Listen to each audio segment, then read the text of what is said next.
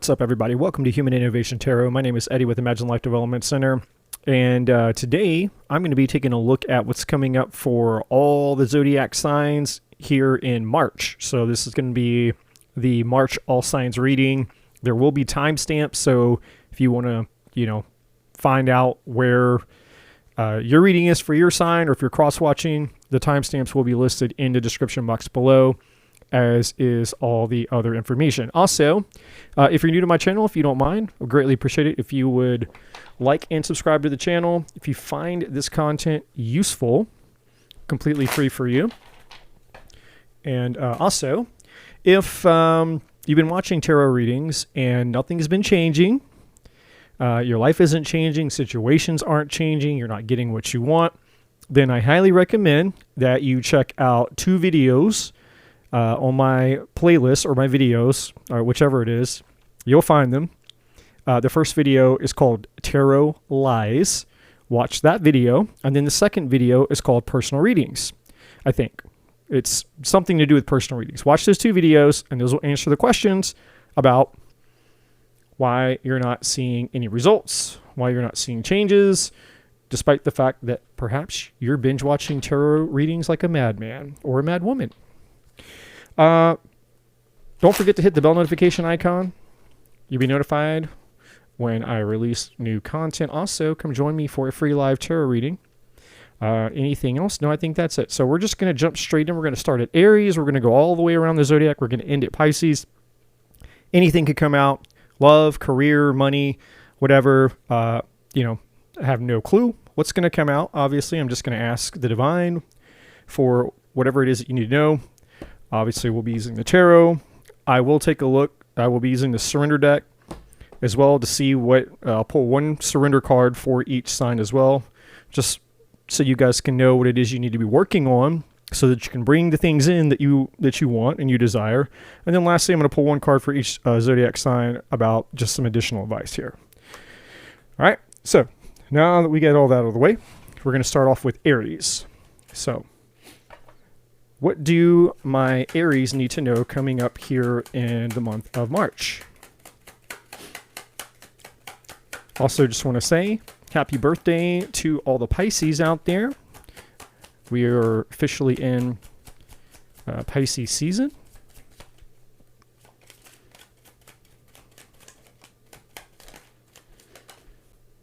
The Page of Pentacles wanted to come out. It was acting like it wanted to go in reverse, but we're going to take it upright. It was a little offset, so. Next card out is we have the Six of Swords here. I am going to acknowledge this Page of Pentacles, though, as being in somewhat of a challenging position. Okay. And when I say somewhat, that's kind of a key word, which makes sense here. Okay, so right off the bat, Aries, you guys are having trouble letting go of... You're having trouble letting go of somebody here. There's actually two energies here. Yeah, I see at the bottom of the deck, we have the we have the Knight of Pentacles here at the bottom.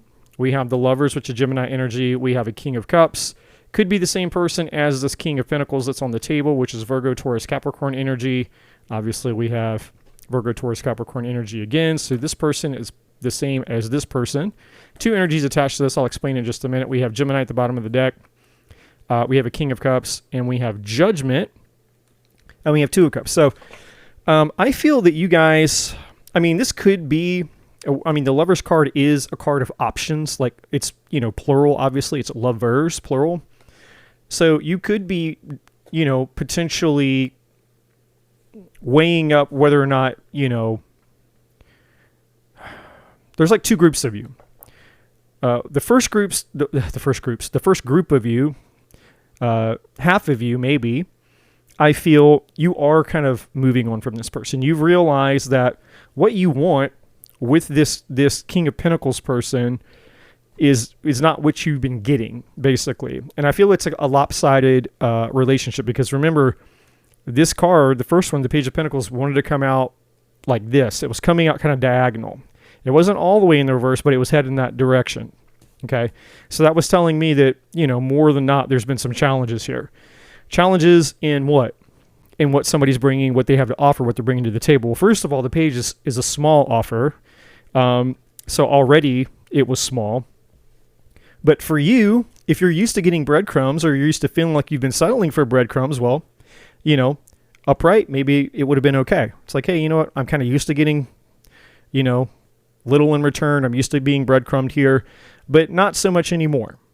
With the Six of Swords, you realize that it's just not worth it anymore. But yet, there's still this other part of you that's wondering if you should let it go. Or if not, you feel like it's hard for you to let it go. Because there is there's two energies attached to this. And it applies to both groups. Okay, I'm still talking to the first group of Aries, but this could be for both groups. It's either you're having a hard time, stepping out of your comfort zone, leaving a situation because it's been comfortable up to this point, or you're just finding it hard to let go of whatever this person was providing for you. Even if it was a very, very tiny little bit for you, you just might be, like I said, you might be used to getting a little bit. So you're just kind of, I'll just take what I get, I guess. And with the Eight of Wands here, it's interesting. The energy coming off this Eight of Wands is telling me that there was an expectation that things were going to progress or move forward. In other words, the energy that's attached to it is, I thought we would have, I thought this would have become something more by now. I thought we would have been maybe married by now. We'd have been serious by now. I know it's the Eight of Wands, but it's giving a Seven of Cups type of vibe. A little bit of confusion, a little bit of fantasy, a little bit of, I thought this was going to be something and it didn't turn out to be that. It's a desire card. It's a card of, I wanted progress. I wanted to go in a certain direction, but, now I'm having to let this go. All right. And then again, like I said at the bottom of the deck, things maybe weren't going fast enough for you. This person was dragging their feet. Maybe you just weren't on the same page. Knight of Pentacles. And that, again, would be for both groups of Aries here. And so now you have a decision to make. Both of you have a decision to make. Both groups of Aries have a decision to make. Who do you want? There's somebody else attached to your energy, this King of Cups. And so you're wondering, well, maybe there's something there because Judgment is here. Now, it could go either way. While you're focused on leaving this guy or trying to decide if you want to leave this person, because some of you are leaving and some of you aren't sure if you're leaving. So that's why I said there's two groups of Aries. Some of you, Six of Swords, moving on, or at least you're trying. The second group of Aries, you're still holding onto this person. You're not necessarily ready to let them go yet. Now, I don't know if this King of Cups is somebody you're wanting to go back to, or if this is somebody who's coming back to you. I don't know which way it is, because that's also tied to this Eight of Wands energy here. All right. So there was some King of Cups, it could be a water sign, doesn't have to be Cancer, Scorpio, Pisces, or somebody who just is they're more like the romantic type. This person here, this King of Pentacles, they're more like the traditional go to work, white picket fence house, more focused on, their money, that kind of thing. This person is more like, an emotional, romantic, dreamy type of person. They're more sensitive, right? And so I don't know which way it is, because that Eight of Wands could be either one. It could be either you're going to reach out to this King of Cups for the Judgment, second chance, or they're going to reach out to you. So I'm not sure which direction that's going to go. But, and then if I go one more underneath the Two of Cups, you have the Fool, which is essentially a new beginning here. So it's up to you, Aries. You have a decision to make in terms of, again, some of you, are you going to leave the person you're with? And then the other thing is, if and when either you connect to this King of Cups or they connect to you, what are you going to do? All right. One surrender card for my Aries, please. I need to grab my notepad to write my timestamps. I just realized.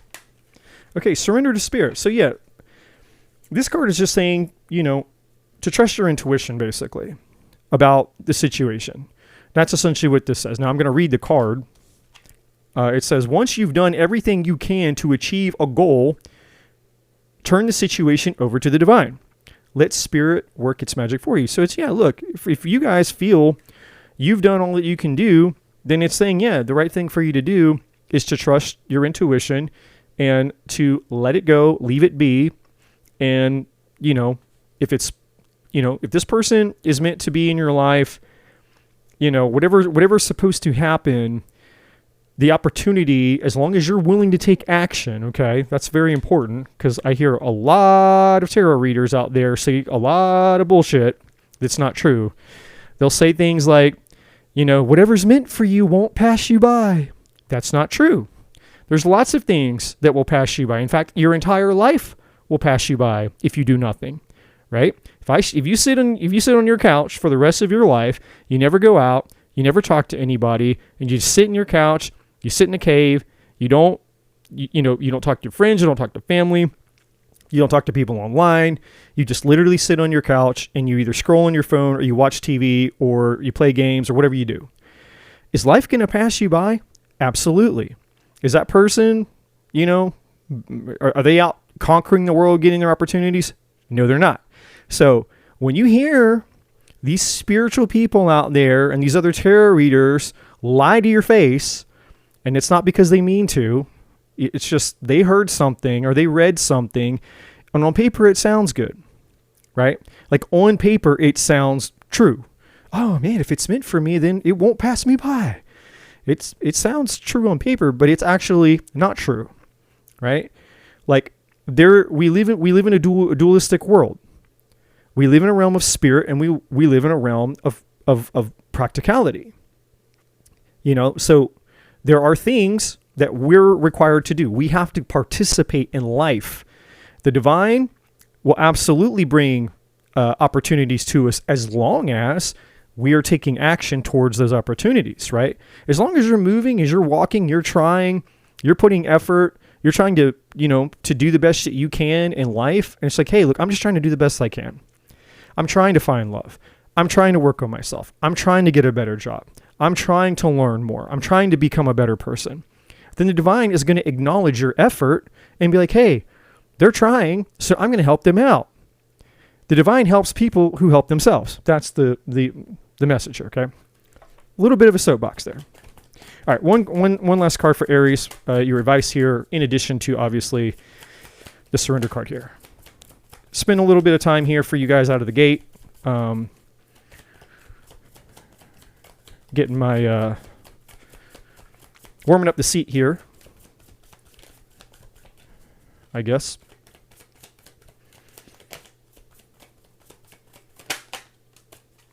A fiery climax approaches. Yeah, okay. So, yeah, I mean, it's going to go... Now, this fiery climax can go one of... There's two energies attached to this. It's either like a fiery climax, meaning, hey, a breakup, because you're moving on, or it's a fiery climax because maybe this other person that you're either is going to reach out to you or you have a chance to reach out to them. There's an opportunity that when you two come together, it's going to be hot and heavy. And also, just really quick, just to show you that, I know I'm spending a lot of time here on your reading. Underneath the Fool, you have the Four of Wands. So this King of Cups, look, this is like a really good, like all this at the bottom of the deck. It's almost like this King of Cups is the person that you're supposed to be with, almost, it seems. I mean, you got the Lovers, Major Arcana. There he is. You've got Judgment. You got the Two of Cups. Like, you and this person, you know, you see eye to eye. You have a lot of feelings together. You could have a soul contract together, especially with the Lovers and the Two of Cups. Like, this could be a soul contract. Judgment, I mean, it could be a new person. You just have, you know, you haven't met them and you do have a soul contract. But for most of you, I feel like this is somebody you already know. And then you're getting a second chance with them. And this person absolutely wants to have a future with you. And maybe you end up having a future. Maybe your start over with this person ends up being your forever. I don't know. But that's what we have for you, Aries. Now, got to get my, excuse me. Okay. That was Aries.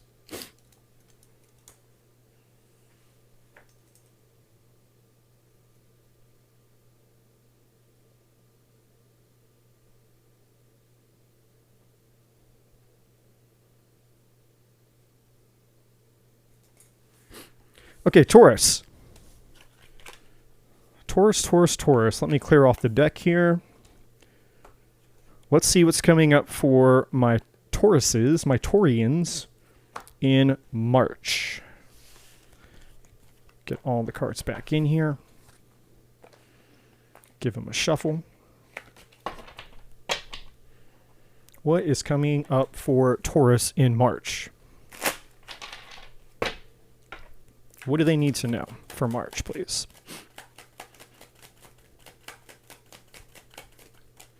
Oh, that one flew right out. Nice little jumper. It was a clean jump.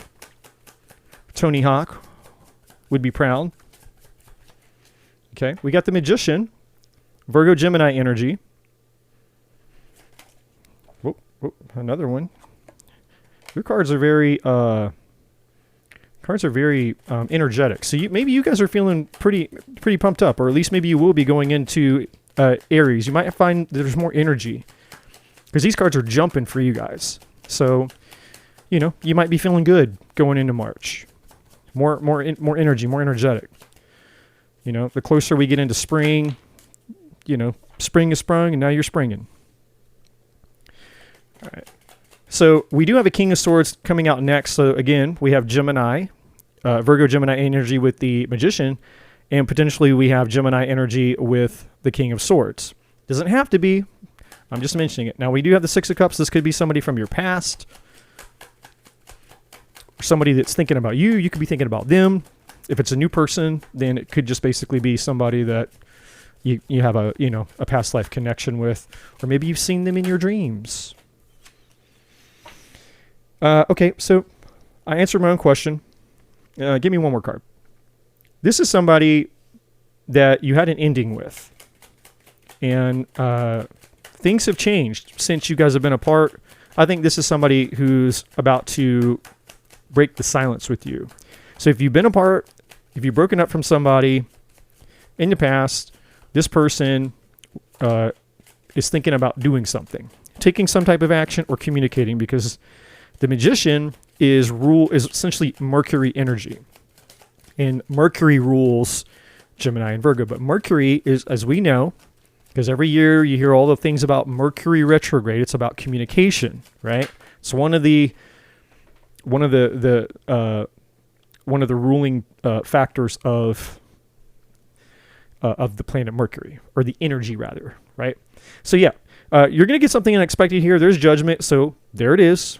This person from your past is thinking about what they're going to do. They're probably going to do it because we have the Tower at the bottom of the deck. This is going to catch you off guard. It's going to be sudden. But I don't know. I don't know if you're going to be happy about it. And I don't know if this conflict, this Five of Wands conflict energy, is tied to the past with this person, or this person, is just saying, hey, look, I don't know if Taurus has other people that they're interested in or competing for. This is somebody who, because the Five of Wands isn't just about conflict and chaos. It's also a card of like competition. It's like somebody who's willing to go fight. It's like, that's the person who's like, put me in, coach, right? They want to go into the game because they want to win, right? So this is somebody who's willing to take on other challengers to win. Okay, so maybe that's what they're wanting to do. Maybe they're wanting to come in and prove themselves and say, hey, look, I'll take on whoever. I know that I'm supposed to be with you. Maybe I effed up in the past, but I want to come back and I'm willing to fight for you. So it doesn't always have to be chaos. It could be either one. It could be chaotic. Maybe, maybe, I don't know. Maybe you'll tell them to go F themselves when they show up, or maybe it's just them coming back saying, hey, I'm willing to fight for you. But Ace of Swords is here at the bottom of the deck. They definitely want to talk. They definitely want to have a heart-to-heart, honest conversation. Obviously, this is a little bit more head over heart. So, this person's, their communication is going to be, I think, very direct. They're going to be honest, but it's going to be logical. So I don't think that, if you're expecting some like ooey gooey, deep, thoughtful, sentimental conversation, when you hear from this person, it's probably not going to be that type of text. But it is somebody who's thought about what they've done. They've thought about the past. They've thought about whatever happened between you guys. And I do think that they're going to, they're going to give you their best assessment of, hey, this is what happened. Maybe I effed up.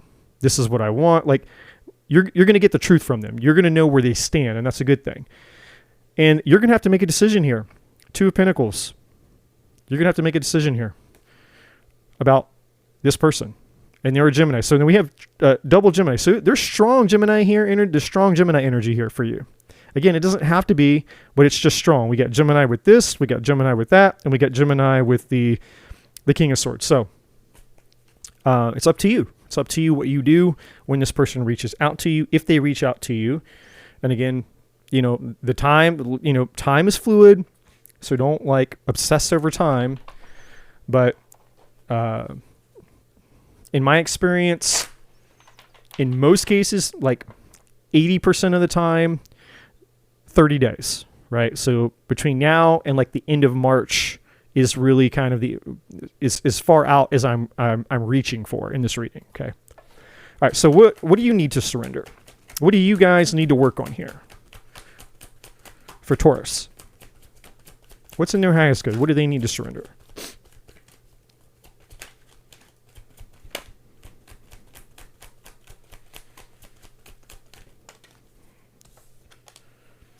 Surrender your ego. Okay, so oh, Taurus. So obviously I'm laughing. The reason I'm laughing is because of this. Obviously, this is probably you. You see this guy picture up here, the one up top, the dude right up top with the V. Obviously, it's the Roman numeral 5, but you don't want to be that guy. Like, you might just be like, okay, this person from my past is going to reach out. I'm going to tell them where they can stick it, It's like, wait. The divine's saying, wait a minute. Before you go haul off and punch people in the face, and that's not very Taurus thing to do, by the way, and start cursing them out, tell them to go F themselves, telling them, where they can shove it and all the things. Hear them out is really what this is saying. Now, that's I haven't read the card yet, but that's the energy that I'm telling you. It's just hear them out. It's not going to hurt you to hear somebody out, right? You're not any less, hearing somebody, hearing what they have to say doesn't make you weak. It doesn't mean you've lost the battle. It doesn't mean you're giving in. It doesn't mean you're taking them back. It doesn't mean anything. All it means is, hey, okay, I'm going to hear what you have to say, right? It's not going to hurt you. Doesn't mean anything. It just means that you have a chance to gain information, to gain insight about what's going on here, right? So, just my 2 cents, okay? So now let's read the card. Cultivate gratitude, be of service to others, and come from your heart. A big ego can work against you, but humility will further your goals. So this is just an opportunity for growth, even if you do feel that way. Like, again, I don't know what happened between you and this person, or whoever this person is. Maybe they do deserve, to some extent, maybe they did do things to you where if you look back, and we're going to judge them as if he or she who has no sin cast the first stone, as if we haven't done anything in our lives. But I get it. Maybe they did do something shitty to you, and, there's a part of you that feels justified in telling them to go F themselves. Like, I get it. But here's an opportunity for you to level up, right? Never lower the standard of who you are based on an experience that you have with somebody else. This is an opportunity for you to be the bigger person. Regardless of what they say, what happens, or whether you want, you don't even have to respond to them. Let's just say that you get a random text message out of nowhere. You don't even have to respond to them. You can just read it, right? You're not obligated. You don't owe this person anything. Nobody owes anybody anything. But I would just say hear him out, okay? Take my advice or don't. You might be like, Eddie, I'm going to tell you to F off. Like, okay, cool. You're an earth sign, though. I'm a Virgo. You're a Taurus. Come on. We're earth people. We don't do that to each other. Earth tribe. I'm going to try to get you an advice card, additional card here, right? All right, so this one says, A time for healing. Yeah. It's a time for healing. Now, again, that doesn't mean you have to take this person back. It doesn't mean you have to heal things with this person. But it's just saying, hey, there's an opportunity, no matter what happens, for you to grow, to become a better you. And if this person does reach out, there's still an opportunity for you to heal. Because you can look at it and just go, hey, you know what? Thank you for making me a better person. Because I learned a lot. Every single one of us has an opportunity to learn no matter what. Okay? So, hope that makes sense for you Tauruses.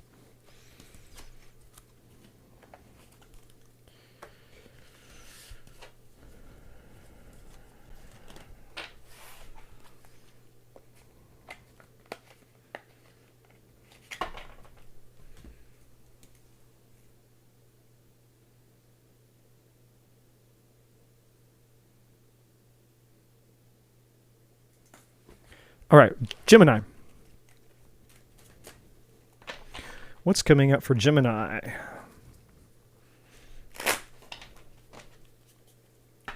What is coming up for my Geminis?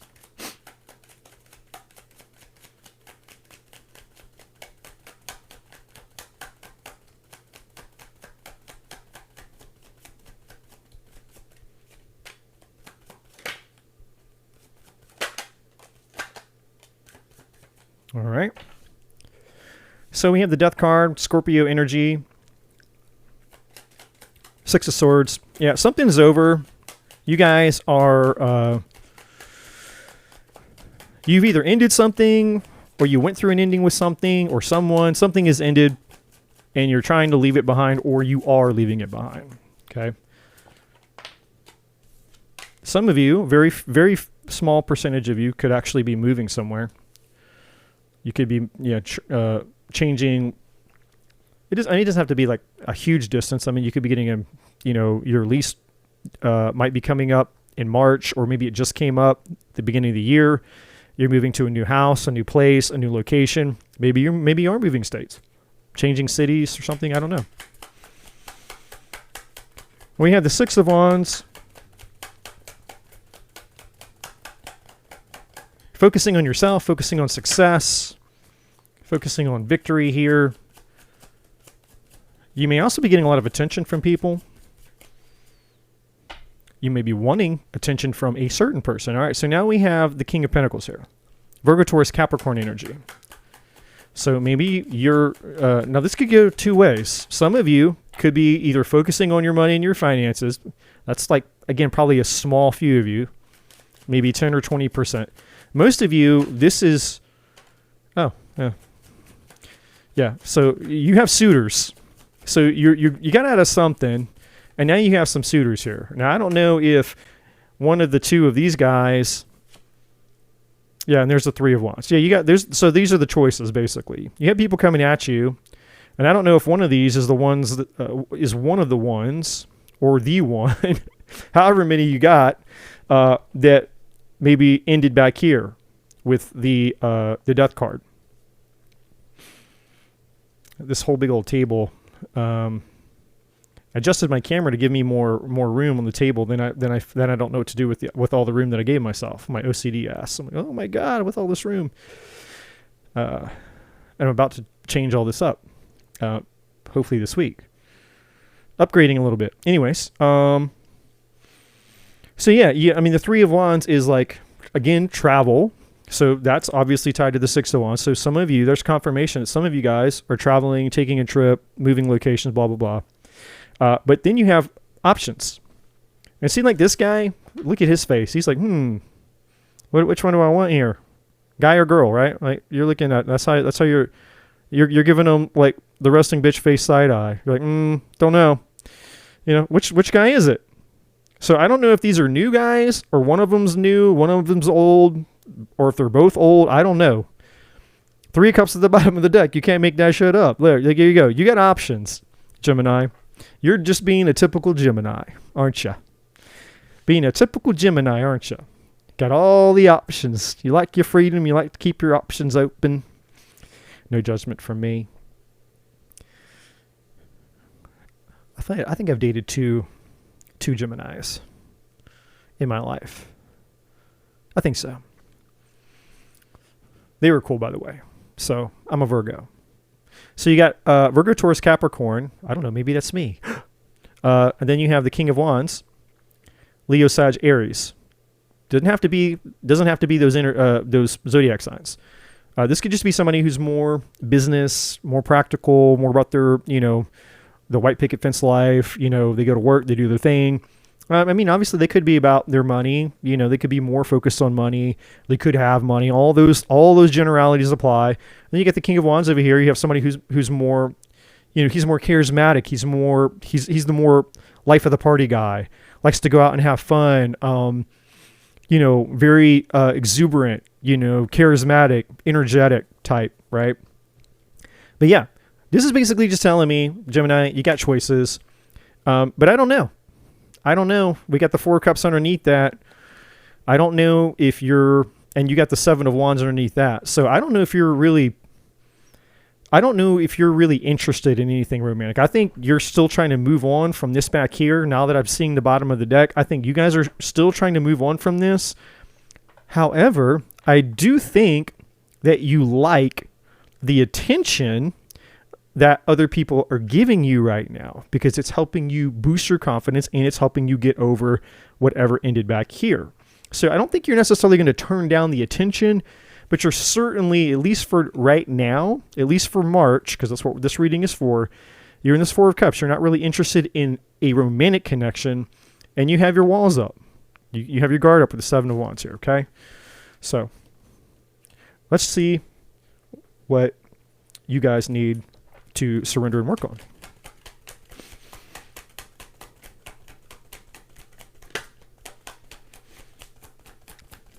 I enjoy doing these timestamp all signs. And for the life of me, I don't know why in the past I didn't just do it this way before. Like, I don't know why I was going through all of the chaos and the work of making 12 different videos and just put it all in one freaking video. I know, I'm just talking out loud and you're just like, all right, surrender your desire to control. Gemini. Come on, guys. You're not a control freak, are you? Don't shoot the messenger, but that's what that says. And do you have a snake? Is that what? Yeah, that's a freaking snake. That's like emo. It's like emo Twilight Lady Gaga with a freaking snake. Gemini. Listen, this is why you guys get the worst reputation of the Zodiac. When people think of batshit crazy of the Zodiac, they think of you guys. And now some of you are batshit crazy, and that's okay. I'm not judging you, but I'm just saying, you can't be a control freak. All right? So let me read the card. Being overly controlling can sabotage relationships. Is that why that ended? I'm not calling you out. To more effectively achieve your goals, back off, regroup, and give the situation more breathing room. Well, I think you're giving it eternal breathing room because I think you're effing done. You're like, no, I'm done. It's done. They didn't like my snake, and they wouldn't let me control them. I'm just kidding, Gemini. Calm down. Calm down. Listen, we're both ruled by Mercury. Gemini and Virgo. So we're basically like 2 sardines in the same can. You're the wild child, and I'm the good, and we're the golden child, right? The golden Virgos, the golden virgins.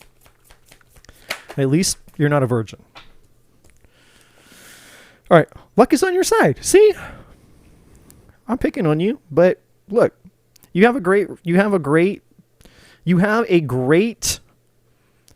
it's not even like advice. It's just the universe is telling you. The divine's like, hey, look, luck is on your side, Gemini. And there is Sagittarius. It says new moon is Sagittarius. So maybe this guy over here is a Sagittarius. But it's just saying, hey, look, we're, in all seriousness, like the fact that you've gone through something difficult, don't worry. It's actually something is unfolding, right? And regardless of whatever you do with the fan club, you rock star, regardless of all of that, there's something unfolding up ahead of the road for you. Okay. And it may not be in March, but I would say by, as we, maybe by the end of spring, as we get into maybe early summer, you might actually find out that, hey, wow, my life has actually turned for the better. And you kind of feel kind of lucky by then. Who knows? Who knows what that luck is? But whatever it is, it's going to be exciting for you. Okay.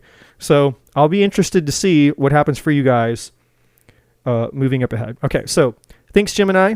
We're moving on to Cancer.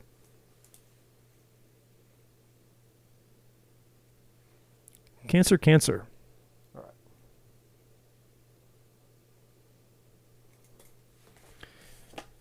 Just make it easy. Got to write them timestamps down, which is a hell of a lot less work than making entirely separate videos and editing them and uploading them. 12 separate videos. Work smarter, not harder. All right, Cancer. My Cancerians.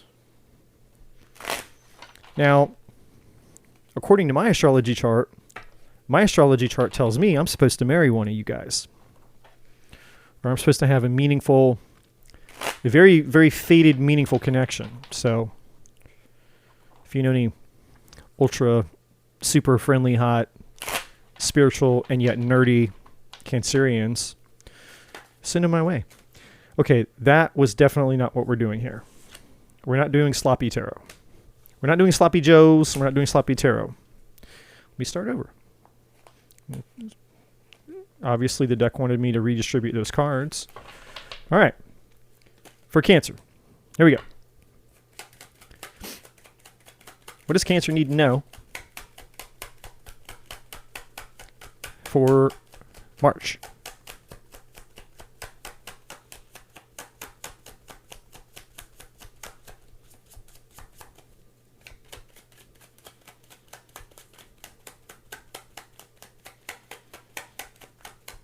And while you guys are out there playing matchmaker for me, you just let your hot, single, nerdy Cancerians know that you found the cure for cancer. It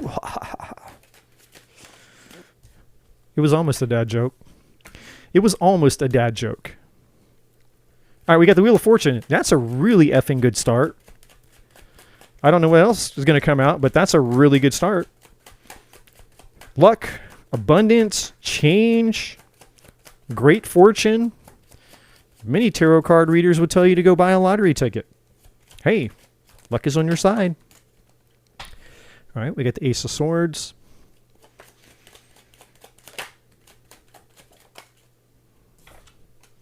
Ooh, Four of Wands. Okay, so yeah, see, I'm right. That's me. That's one of you having a realization here with the Ace of Swords of truth that you got to come get the cure. I'm just kidding. Cancer. I'm not kidding about Cancer being in my astrology chart, though. That part I'm not kidding. You guys are like, why does that matter? It doesn't. I'm just talking while I'm waiting for cards to come out. Queen of Wands. So yeah, you're in your power right now. You guys are in your power right now. You're magnetic. You're sexy. You're feeling hot. You're attractive. Some of you guys, though, are also you're on your spiritual path. Okay, a lot of you are on your spiritual path here. Yeah, I can't even make this shit up, man. You guys are on the money. And if you haven't been on the money, you're going to be on the money in March. So we're just going to call it on the money March for you guys, because that's exactly what this is. Look, you start with the Wheel of Fortune, which in and of itself, I mean, that's just like badass at the most badass level. We have the Ace of Swords. This is like you have, there's two energies attached to it. There's clarity. Like there's a wave of clarity that's coming to you in March where it's almost just like, man, I get it. And if you, whatever that means for you, like where I'm supposed to go, who I'm supposed to date, the work I'm supposed to be doing, what needs my time, my energy, like you're in the zone, basically. Four of Wands. Now, if this is related to relationships, then there could be a reunion. Now, if for those of you that are in a relationship, then it's just like saying, hey, you're about to go into a time of abundance with your partner.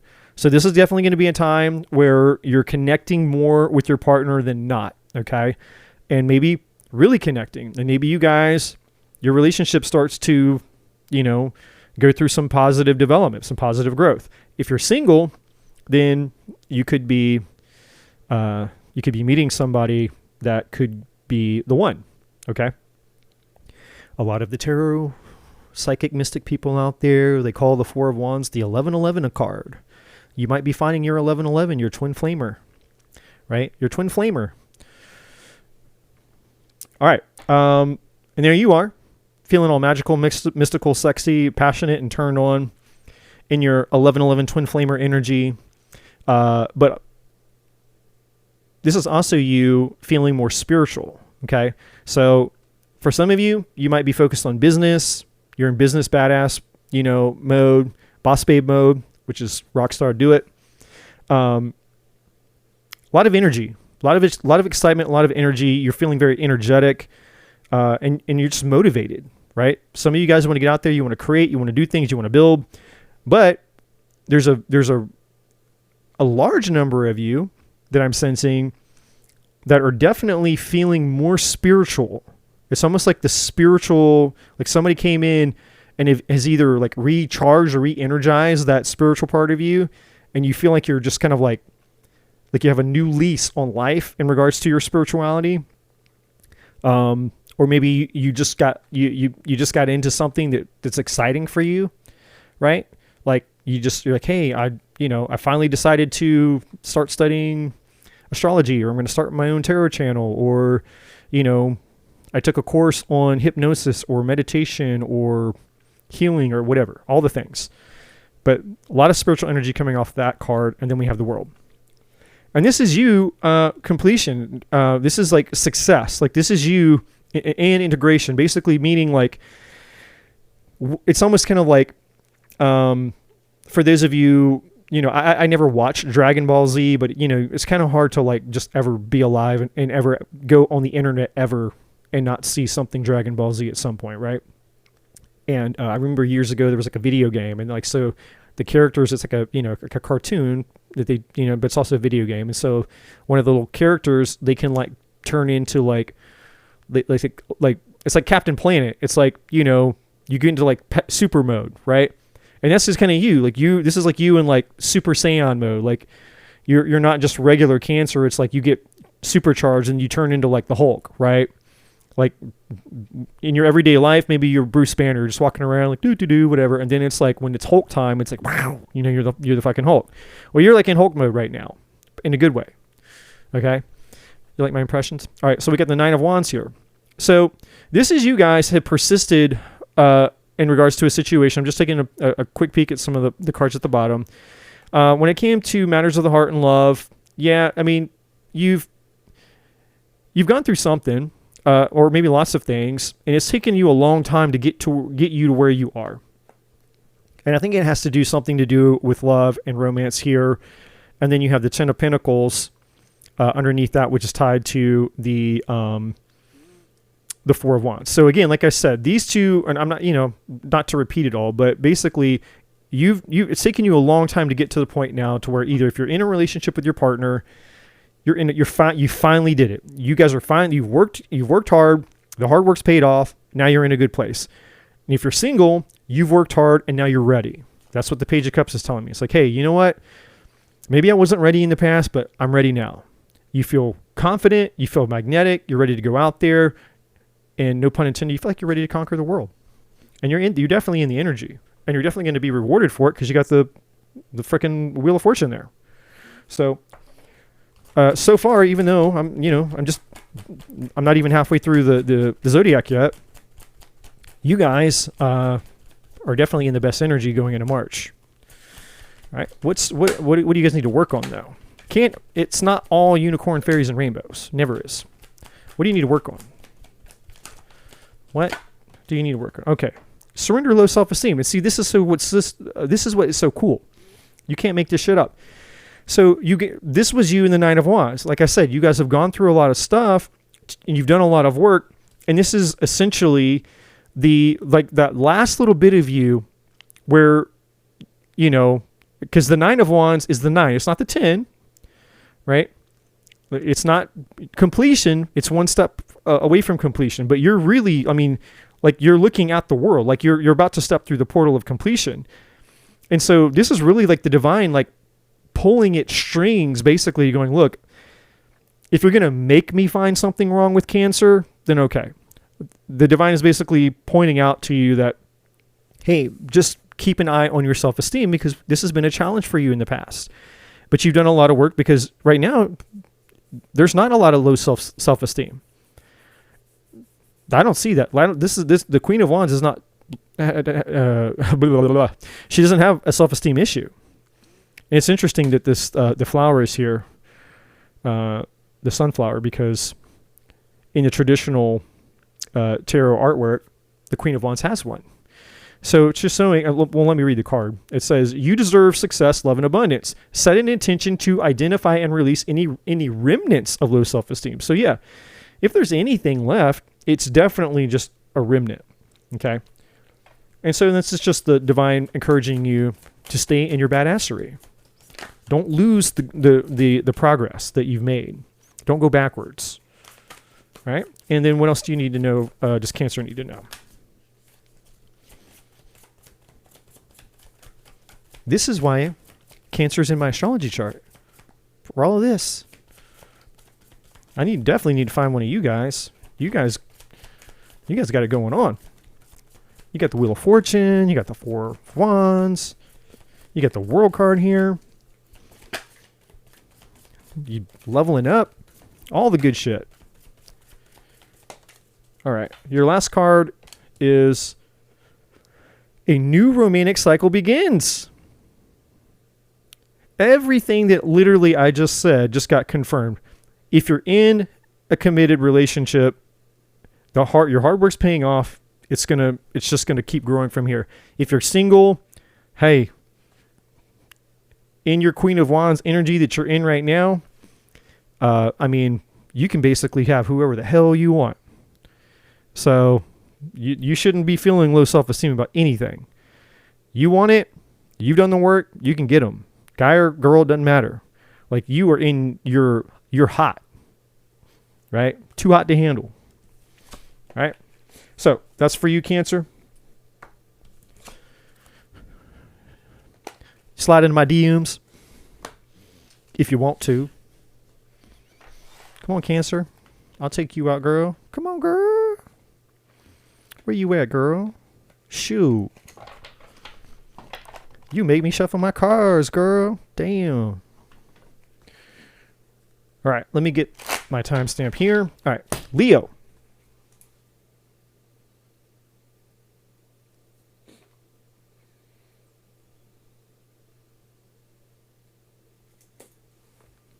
Leo, Leo, Leo.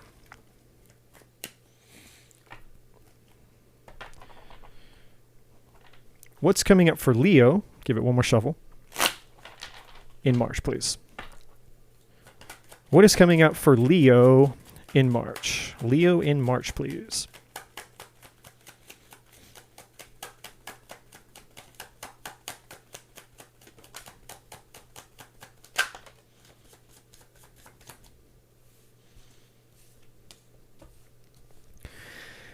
Well, we have Justice here. Libra energy. We have a Queen of Swords wanted to kind of come out in reverse, more reverse than not. So you could be dealing with a Libra. You don't have to be. I'm going to mention it though. Queen of Swords in reverse is typically not a great, that's not a great energy. So I don't know if that's you in this Queen of Swords reverse energy or somebody else. But Queen of Swords in reverse is typically not fun. Nor friendly, for that matter. Yeah. So, Leo, somebody's been lying to you. Somebody's been two-faced. They've been lying. And justice is all over it. Being karma, you can't hide. And this was the thing. It's like Karma never misses an address. So it's like the truth always comes to light. Always comes to light. Doesn't matter if it takes a day. Doesn't matter if it takes a week. Doesn't matter if it takes a fucking 100 years. Right? Eventually, the truth will come to light. Give me one more card. So the Seven of Swords, lies, deception, cheating, betrayal. Two of Swords here. Yeah, like you're not having it. This is also somebody who, if you've confronted them, they're like, I haven't done anything. Stop accusing me of stuff. Like they get defensive. They're in denial. You know, that's what the blindfold is. Nope, I haven't done anything. What are you talking about? Or they'll just tell you you're wrong. Like, that didn't happen. It's like, I got proof. It's right here on your phone. That didn't happen. Here's proof. That didn't happen. Like, okay, you're delusional. Knight of Pentacles. Yeah, this is somebody who is two-faced. They pretend to be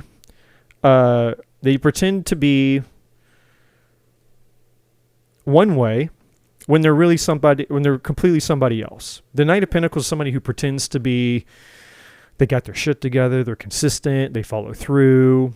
You can set your watch to them. Like they, you know, the Knight of Pentacles might be kind of boring because they're so consistent, because they're so reliable. Like, you know, to the point of boredom. It's like, man, I can really predict you. But in this case, this person is not, obviously, this person is not, man, something in my eye. Get out of my eye. So I don't know. See? You can't make this up. It's like something get in my eye, and we're talking about this person having a blindfold on. Right? And so I feel like this person is refusing to take any accountability.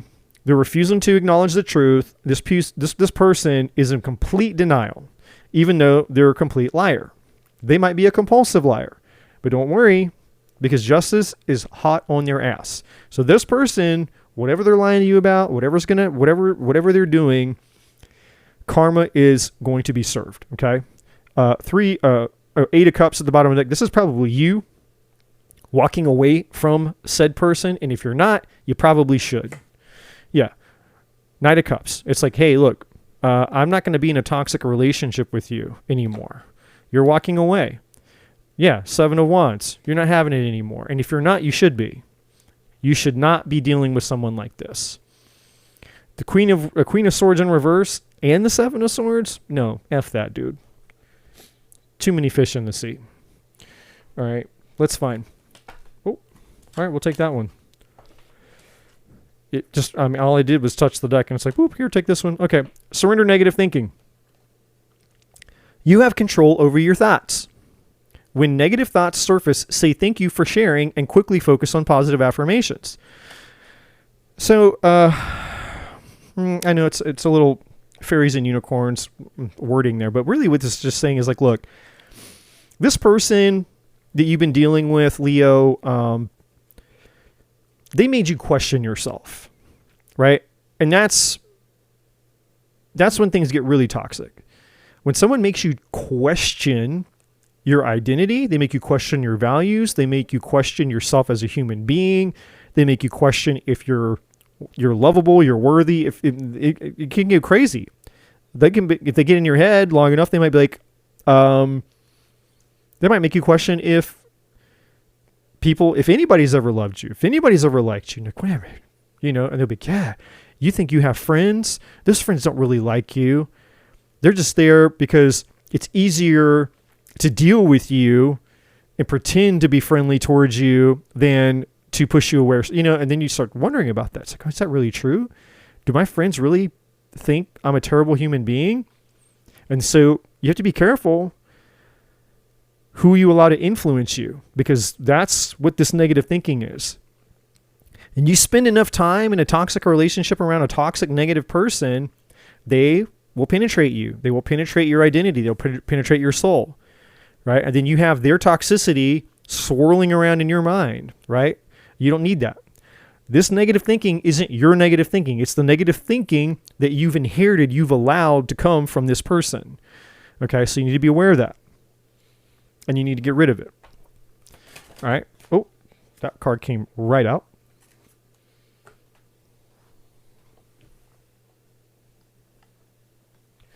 Got to be careful not to run it over with the chair. My precious cards. Oh, gosh. Your dreams need a practical plan. And it's Taurus, and we have this Knight of Pentacles here. So yeah, what this is telling me is, I think Leo, what this card is really implying, forget what the card says. I know what the card means. What the card is saying is a message from the divine, basically saying, like, you need to, when you're getting into relationships with people, you need to be more practical and less dreamy, right? Less fantasy, less infatuation, less, hey, they're hot, less, hey, maybe the sex was mind-blowing, maybe they're fun. That's another big one, right? And people, they fall in love, or they become overly emotionally attached for all the wrong reasons, okay? And I'm not going to say, I shouldn't say, I mean, having fun and great sex and all those things are part of reasons to fall in love with somebody, for sure. So I want to be careful the way I word this, but it's not what you build on, right? Because there's levels to this. You can go out and have fun and have a fling. It's a great time. And you could have loved that person in the moment while you had the moment and you were having the fling. That is a level of love. You were loving the experience that you were having. Now, is that a deep, like, oh my God, I want to spend the rest of my life with you type of love? No. So the divine is saying, like, hey, it's okay. It's okay to want something. It's okay to have a dream. It's okay to have a desire, a vision for something. But be careful that it's not just a dream and a fantasy. There needs to be, like, the real, like, you need to bring it into reality too, unfortunately. Right? And be like, okay, well, bring it back down, bring it back home, bring it back to reality here. That's what that's saying. Okay. So yeah, Leo, this person, toxic as AF, as they say, right? Toxic AF. If I were you, I would definitely walk away from this person. I would definitely be done.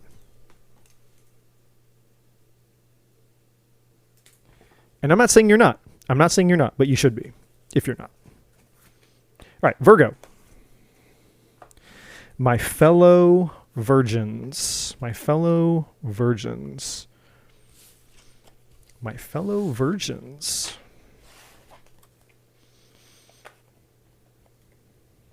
We have come full circle, Virgin Virgos. We got a ways to go before I can say happy birthday to you and me and us and the Virgin crew. All right, timestamp.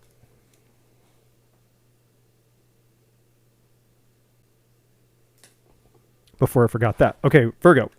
What's coming up for Virgo in March?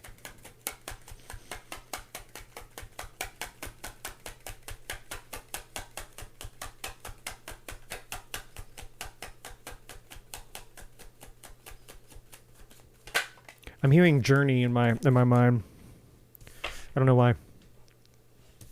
Highway run into the midnight sun. Maybe we should all take out our lighters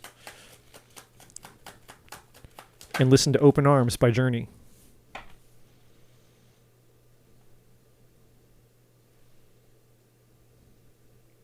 Oh, no, that's not Open Arms. That's Faithfully. I knew that. What's your problem, man? Journey's one of my favorite bands. It's not Open Arms. It's Faithfully. Okay.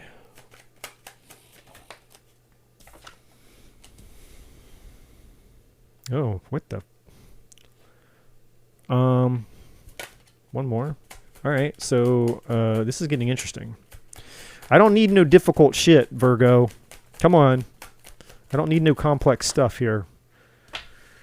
Oh boy. All right, so we got two different people here, and I don't know if one of them, you know, a lot of readers, they just, as soon as they see an earth sign, they're like, it's you. We don't know. Okay. We do have a King of Pentacles here, which is technically Virgo, Taurus, Capricorn energy. Doesn't mean that it is. All right. So I'm not sold yet that it's necessarily that it is here. What I am sold on is some kind of shit show. We got a tower at the bottom of the deck, and then we have a 4 of cups, which means like, not very excited here. And then we have the 3 of cups. So I don't know. Which way are we going? We going, we going to stay in woe is me mode, or are we going to get out there and have fun? We're not sure, because we got the 3 to the 4 to the 4 to the 3. Not sure. Then we have the 6 of swords. So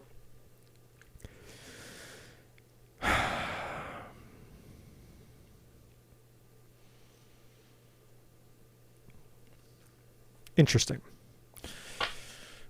There I was having fun, having a good time, just surfing right on through the Zodiac, and then we hit Virgo. All right. So obviously there's something here to do with a King of Pentacles, potentially an Earth sign, or somebody who might be focused on their money. And then we have the 10 of Pentacles. Then we have the 9 of Cups. So obviously we have money. We have somebody who could be married here. We have getting a wish here. Or somebody fulfill. What is going on here with you, Virgo? The 5 of Cups. Okay, the 5 of Pentacles. And a King of Wands. So you're feeling torn between different people. All right, so. Okay, hold on. And a tower at the bottom. Damn it, Virgo. Damn you, Virgos. Why can't you be like me and just have a very simple Virgo life? Like, go in your fucking hermit cave and live in the fucking hermit cave, and then just be in the hermit cave, and then you deal with the towers and all the bullshit. You're going to make me get a clarifier out. I have to. There's like multiple things going on here. And I don't know if I can get through all of it. I can't get through all of it because I have to do the rest of the Zodiac. But I definitely need to see what this tower is. And then if I... when use it? Yeah, okay. We're going to use this one. So why is the tower here then? That'll tell me something. Now, a lot of you guys are worried about money. Okay? That I can for sure say. We got the Ace of Pentacles. Some of you either feel like you lost an opportunity, or maybe you did lose an opportunity, or you're scraping for pennies right now. We have the 5 of Pentacles and the Ace of Pentacles in reverse. So maybe you lost a job, maybe you put out for a job and you didn't get the job, or maybe you're just like, damn, I need to find a job quick. But there's definitely something here about money and finances not really. For some of you, not all of you, for some of you, for some of you, you're struggling financially. Now, for some of the other of you Virgos, you were putting pleasure before your earthly responsibilities. Okay, so you're like, I'm not going to be a Virgo. I'm going to be more like a Gemini. That's what I'm going to be. I want to be like a sassy old Gemini. And the reason I'm saying Gemini is you can go back and you can watch the Gemini. You can go on back to the Zodiac and watch the Gemini. But we're both ruled by Mercury. So basically, us and Gemini are, we're in the same sardine can, right? So, we're supposed to be the golden child, and they're supposed to be the crazy psychos.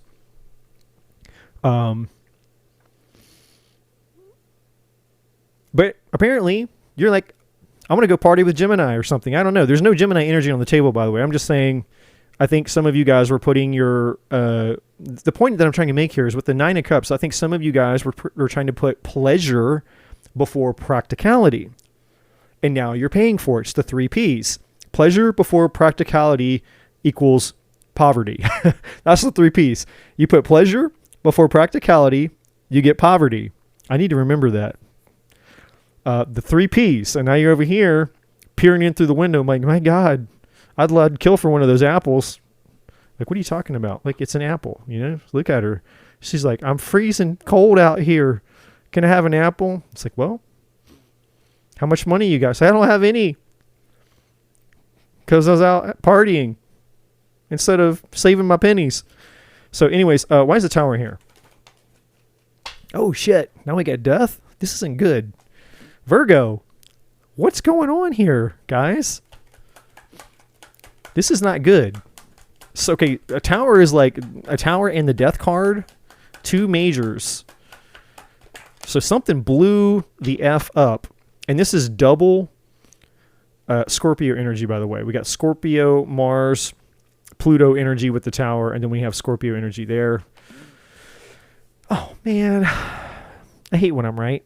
Look, Knight of Wands. This was you guys thinking you were going to run out there. Now, one of two things. That may not have been you. Now, we have two dudes out here. So either you were out being naughty Virgo, you're being like a Gemini, and you're out there trying to run, you know, have your cake and eat it too, being Mr. like, okay, screw it. I'm giving up my Virgo roots and I'm going to go out and I'm just going to party and have fun and screw anything that's got two legs. And then, boom, you got zapped for it with the tower. Your life blew up over it. Now, if it wasn't you, the guy that's out there running around with your ding-a-ling thing on your horse, then it's somebody, one of these people. It could be this Knight of Wands. Could be a fire sign, Leo, Sagittarius, or Aries. Doesn't have to be. It could be, though. Okay? So why is the tower here? And the King of Wands is definitely... Wouldn't surprise me that a King of Wands would be tied to that their Knight of Wands, because that's how he became the King of Wands. He went through the Knight phase, and he's like, well, damn, I just mastered the Knight till I became the King. So now I'm the King of players. He's the Ron Jeremy of the tarot deck. The King of Wands. The King of Ron. Okay, yeah, so see... There's two dudes. It's okay. So this tower is, there was an energy. One energy was like love. One energy was lust. Okay. And neither one went the way that you thought they were going to go. So that's what this is. Okay. I get it. Now the tower is, there was a person that that ended up just being a lust person. And then there was a person that you actually loved, and neither one of those people went the way that you wanted. How do I know that? Because we got the Two of Cups here. And that's what you were wanting. Again, you were looking for the Ten of Pentacles, and, but you were kind of like, but you were enjoying yourself with the Nine of Cups.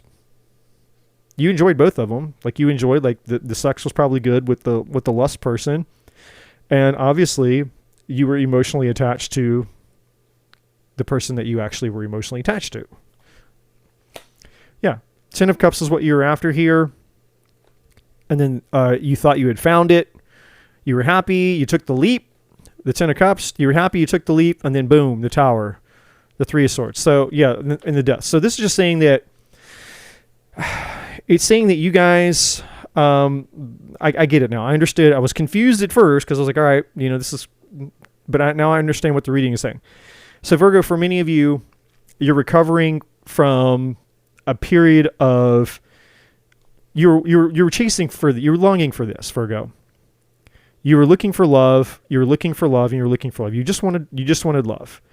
And because you were searching for love and you were prioritizing love, the practical part of your life, your money and finances started to suffer. And now you're actually feeling it. Like the Five of Pentacles, you're actually like, oh shit, like I'm actually like, financially hurting right now. And then with the Ace of Pentacles in reverse, you're like I'm looking for where I can even find money. And it's very hard right now. So right now, for those of you that this is resonating for, you're very stressed right now about the financial part of it after the unfortunate ending here with both.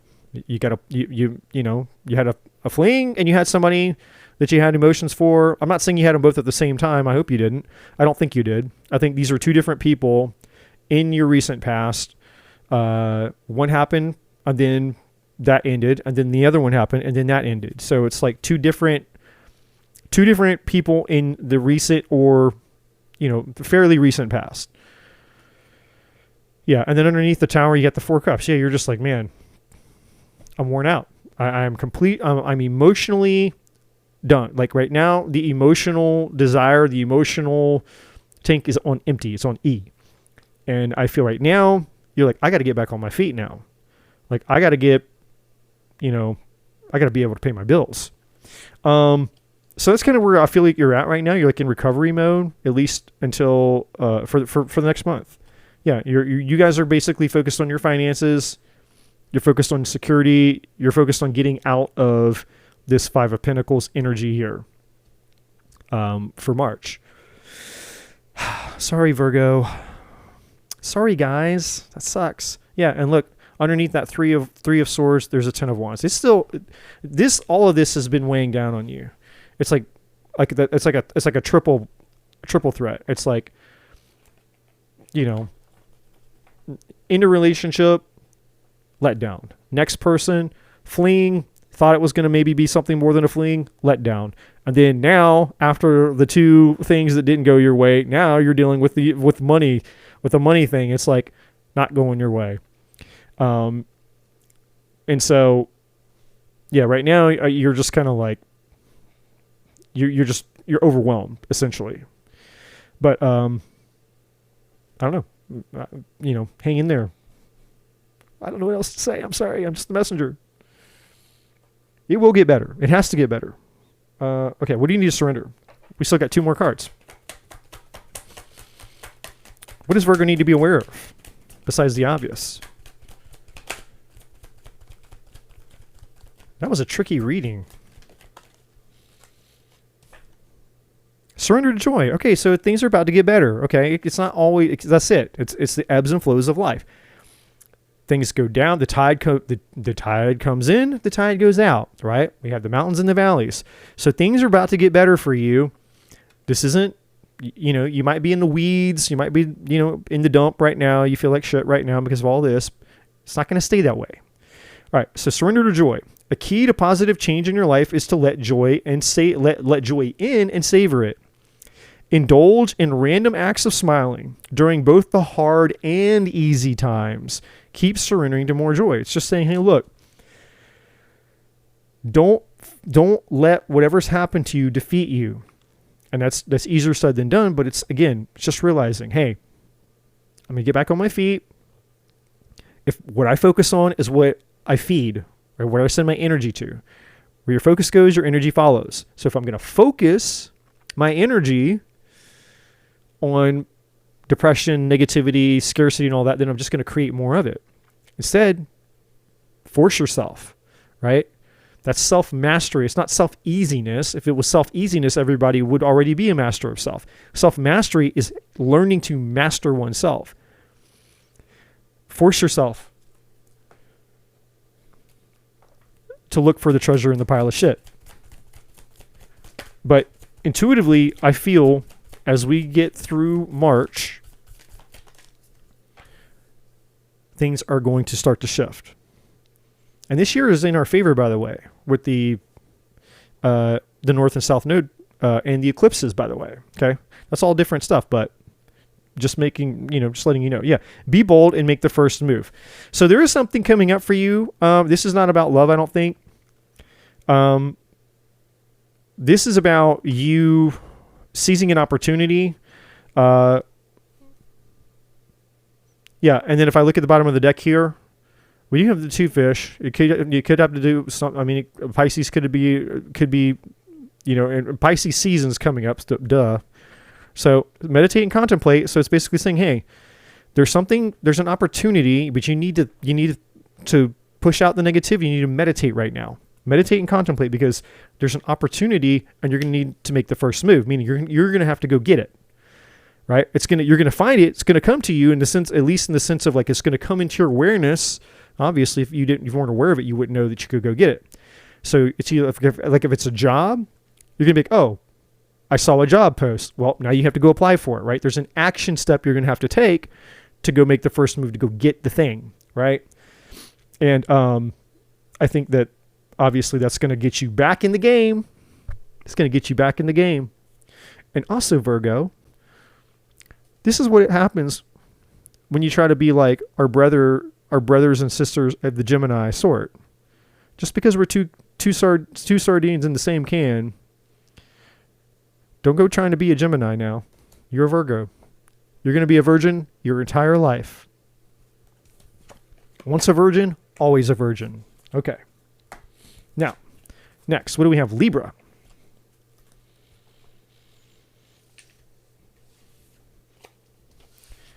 I may be a Virgo sun, but really I'm just a Libra in disguise. I'm a Libra incognito because every other placement that I have almost literally is in Libra. And my father is a Libra. My mother is a Leo. Libra. Okay.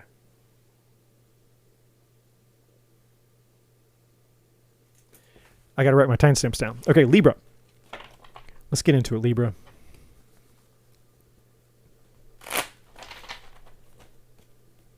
What's coming up for Libra in the month of March? Hopefully it won't be as confusing as Virgo. All right, well, you're moving on up. You're doing something. You could be traveling, could be moving, could be conquering something, overcoming something. Moving somewhere, going somewhere.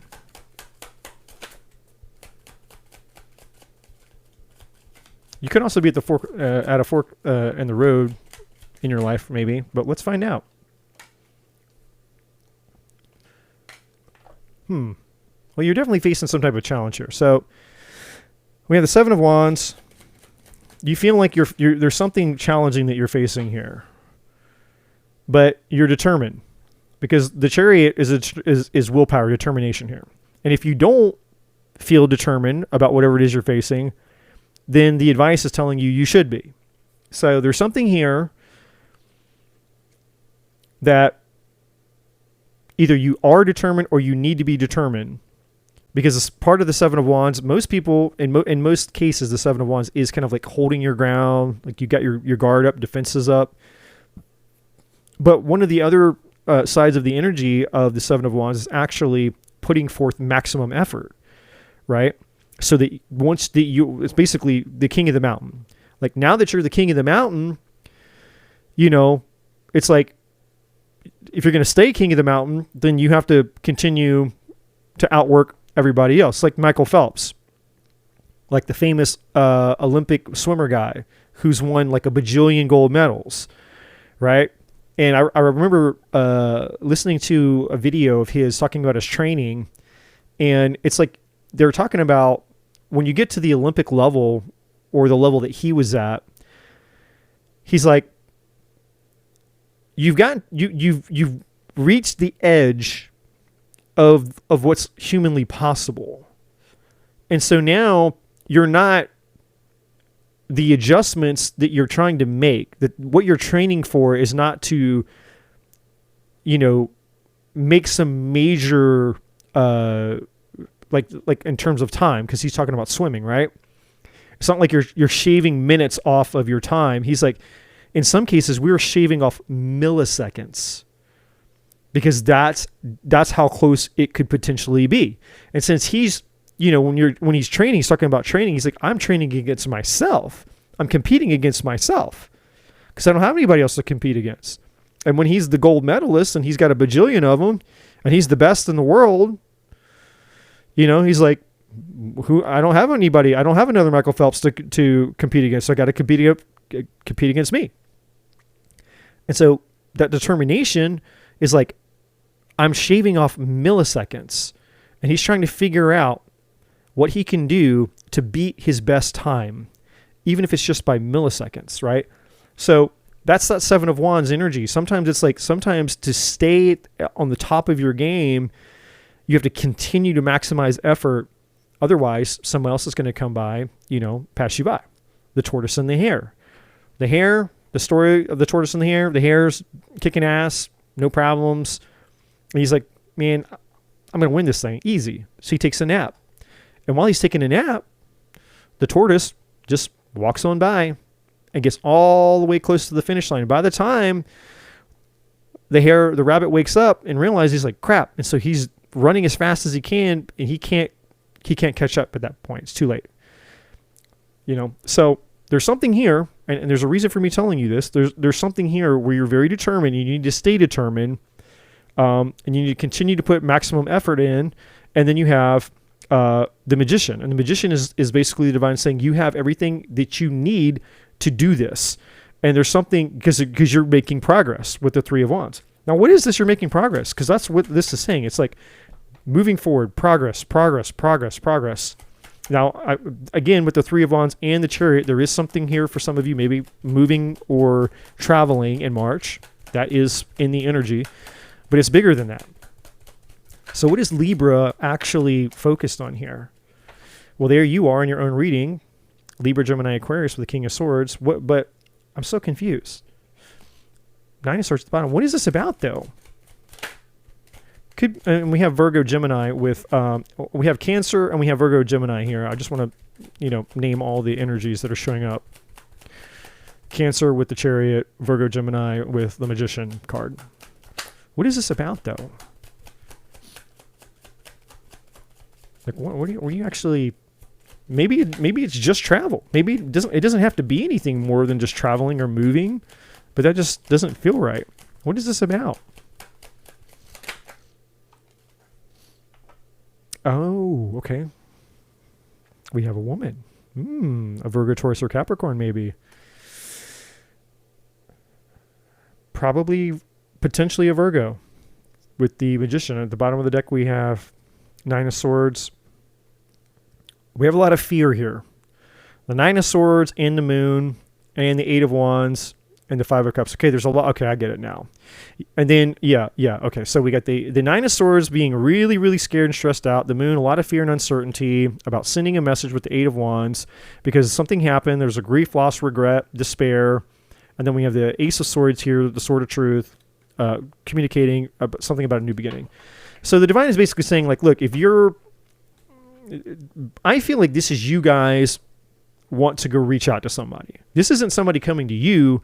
This is the Divine saying, if there's somebody that's been on your mind, been on your heart, and you're like, look, because every single one of us, okay, every single one of us has been the hero in somebody's story, and we've been the villain in somebody else's story, myself included, right? And then in my story, people are the hero and the villain. But in their story, maybe I was the villain. Maybe I wasn't the hero, So whoever this person is, and again, this is everybody, you were probably the villain in their story, okay? And it doesn't mean that you're a mean or evil, wicked person. It just means that, hey, maybe maybe you're the reason that it didn't work out. But whatever the case may be, the Divine is saying that if there's somebody that you want, whether you've been with them or not, I feel like this is a past person, and I feel like this is you wanting to go back to a past person, but you're scared to do it because you're not sure if this person will take you back. And the Divine is encouraging you to go for it. The Divine is giving you the green light saying, do it. Do it. Overcome the challenge. You have what it takes. Go for it. You have nothing to lose. Take the risk. Go for it. You won't know until you try. Right? That's what this is saying. So go for it. Don't be scared. Don't be chicken. Go for it. And look, the worst thing that can happen is what? You're right where you are. You're not talking to this person. And if you do nothing, then nothing's going to happen. You never hear from them again. You never find out what happens. So worst thing that can happen is they ghost you or you don't, like, let's say you send them a text message.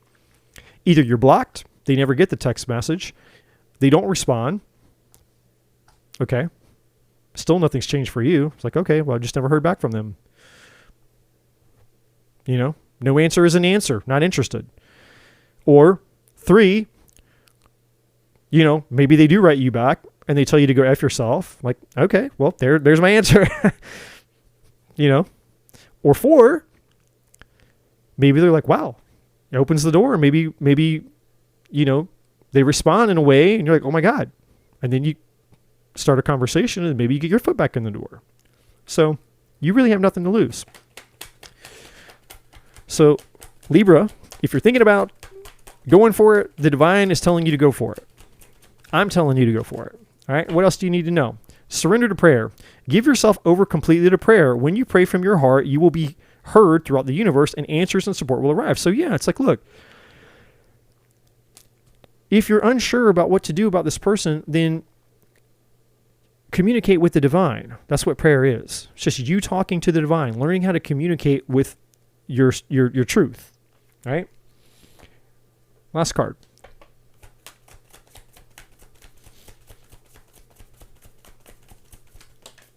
I got to pick it up. Okay. Well, 2 came out. A time for healing. So, maybe you've been healing. Maybe that person's been healing. And then your hard work is going to pay off. Capricorn energy. Okay. So, and maybe this is a Capricorn. I don't know. But this is Capricorn and that's Capricorn energy. So I don't know. So Libra, going to leave it here for you guys. Hopefully that resonates for you. All right.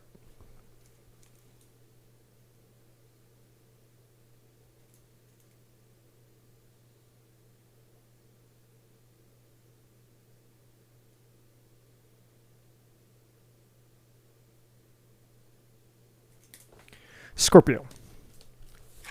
Scorpio, Scorpio, Scorpio. All right. Let me get... Whoa. Stop it. Let me get the cards off the table and Scorpio. All right. My Scorpions.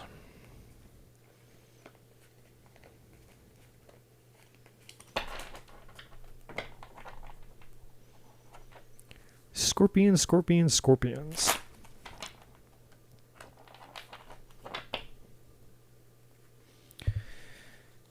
If I can shuffle the cards, Scorpio, we can start. There we go. All right. What's coming up for Scorpio in March, please? What's coming up for Scorpio in March, please?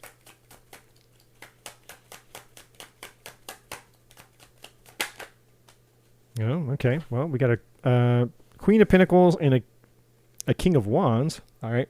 Virgo, Taurus, Capricorn potentially doesn't have to be. Leo,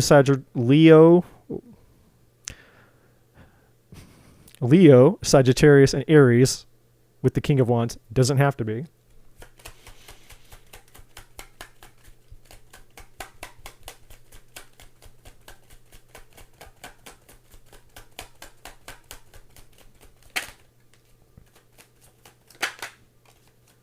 Oh, fighting.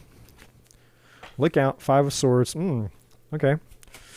Some type of conflict, argument, fighting. There was loss. Okay. So yeah, there was a big falling out here. There's a big falling out. And I don't know if this is a third party situation or, oh wow. I don't know if this is you or that's you. Or neither one of them's you. I'm not sure yet. We got the 4 of Pentacles. There's a huge falling out, though. And I don't know if this 4 of Pentacles is you trying to stay out of it, or if this is you, or just, everybody's like, buckling down, like being basically being super stubborn, essentially. It's like, nope, I'm not budging. 4 of Pentacles, I'm not budging. Can also be somebody who was super selfish too, stingy. 10 of Wands. Okay, yeah. So there's some type of, you're obviously, you went through something here. There was some type of fight, some type of falling out. Money could have been involved, but I don't really feel it was money. I feel like this was just more like dealing with very stubborn people. And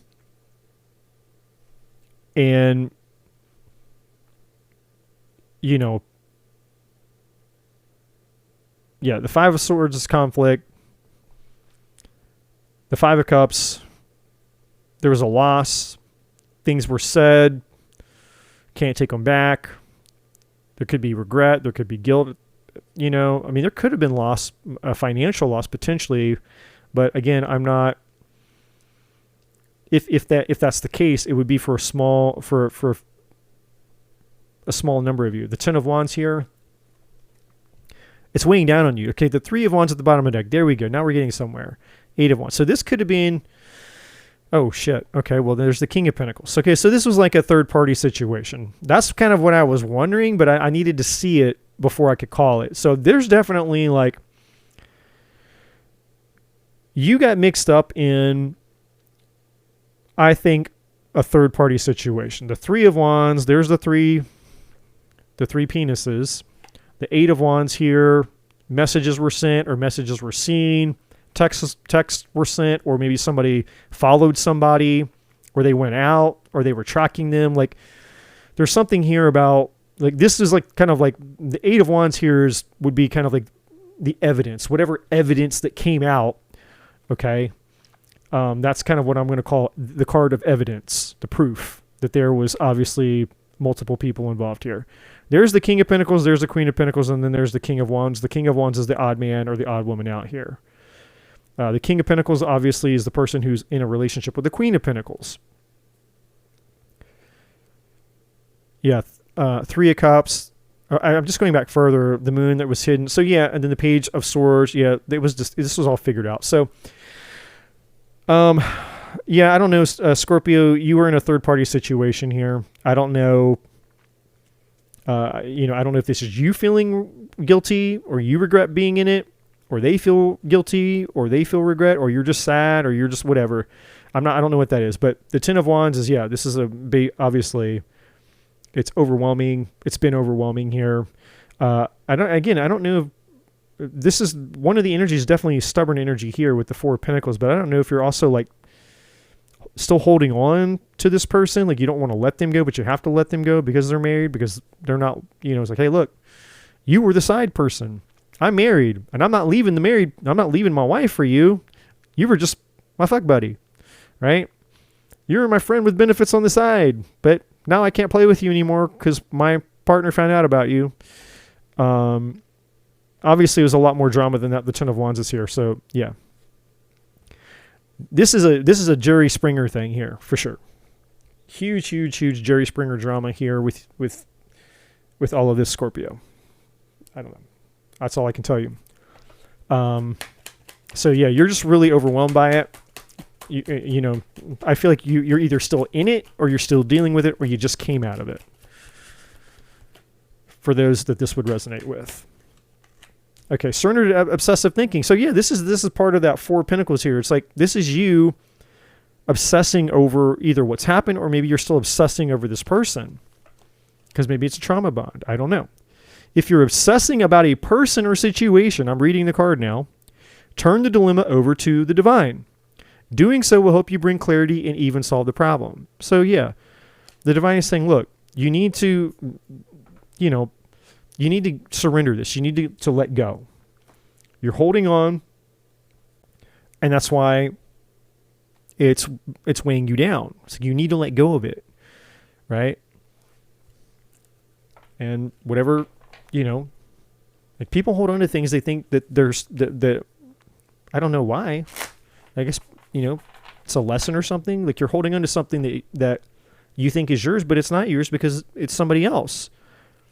Like, let's just get logical here for a second.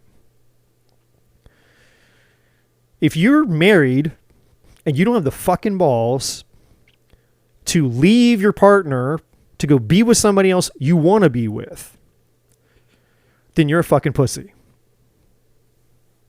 Period. You're a coward. And I don't give 2 rat's ass fucks. And I'm going to just be super real and super honest with you. And I don't care if you ever come back. I don't care if you ever come back to my channel again. I don't give a shit. I'm going to tell you what you need to fucking hear. Is I don't care about your excuses. Oh, I have kids, and we have a house, and we have money, and I don't want to hurt the kids, and I don't want to lose myself. No. You need to stop being a coward, and you need to stop being a pussy, and you need to leave. You need to release your partner so that they can go on with their life. They can rebuild. They can go find somebody else. And then you can go be with the person that you want to be with. That's the right thing to do. Now, if this is one of those weird polyamorous things where it's like, that's different, then then obviously you're married and your partner knows about it and your partner's okay with it. You have an open marriage. You can do whatever you want. I'm not here to judge. If you have an open marriage, then great. But this does not this reading that I just did on the table is not an open marriage reading. This is a coward. This is somebody who's afraid to leave their marriage. Oh, what will people think? Oh my gosh, my reputation. I'll lose my stuff. My kids, blah, blah, blah, blah, blah. But they want to go over here and they want to, have their little side thing. And Scorpio, for you, if you allow this, you get what you tolerate. And that's me saying it lovingly. You get what you tolerate. If you lower the standard of who you are, based on experiences you have with people who betray themselves, then you get what you deserve. We all get what we tolerate. And if you're tolerating this treatment, then that's a lesson. It's a lesson to go, hey, well, if I don't want to suffer and I don't want to be weighed down by people who can't give me what it is that I really want because they're not available, then I can't, what do I have to cry about? They're not available. They're not mine. It was never mine. Right? And so now you're just stringing yourself along, and you have to take responsibility for the fact that you're stringing yourself along, because now you're promoting your own suffering here and prolonging your own suffering, might I add, with the Five of Cups. I wouldn't want you to suffer. I know I'm sounding very maybe direct and maybe it sounds harsh, but I'm not saying it from a harsh place. I'm just saying it from a place of truth. This Five of Cups, this grief and this loss is because you're allowing it. This person was never yours to begin with. Don't shoot the messenger. I'm just telling the truth. Just telling the truth. All right. It's time to take action, is what came out for you here. Yeah, so the divine is saying, look, you can't sit in defeat forever here. Like, you need to do something. Like you need to move on from this. Or something. Like, you can't stay bottlenecked in a situation where this person, you can't progress because you can't build anything with this person. They're taken. This person is already taken. You can't have a marriage with them, a relationship with them, a future with them. They already have all of that. So where can you go? That door is closed. That's not an option. So you're holding your life up. You're just going to put your life on hold to be somebody's piece of cake on the side? No. Go find somebody that can actually give you what you deserve. That's what taking action is saying. Get out of the Five of Cups and go find somebody where you're not the side piece of cake. You get to be the cake. And they're the cake. You're both the cake, right? That's why the little married people are on top of the cake, because they're the cake. They're not just the piece, they're the whole thing. I was intense. And I'm sorry, I don't mean to be intense, but sometimes we just got to tell the truth, okay? The truth sets us free.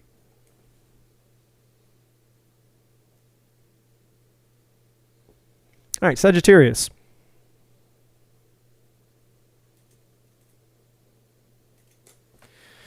Sagittarius.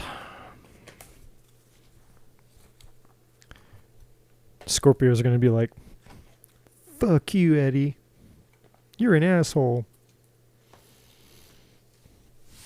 I'm not an asshole. I'm just trying to help you. I'm just trying to tell the truth, man. I got nothing to get my scorpions.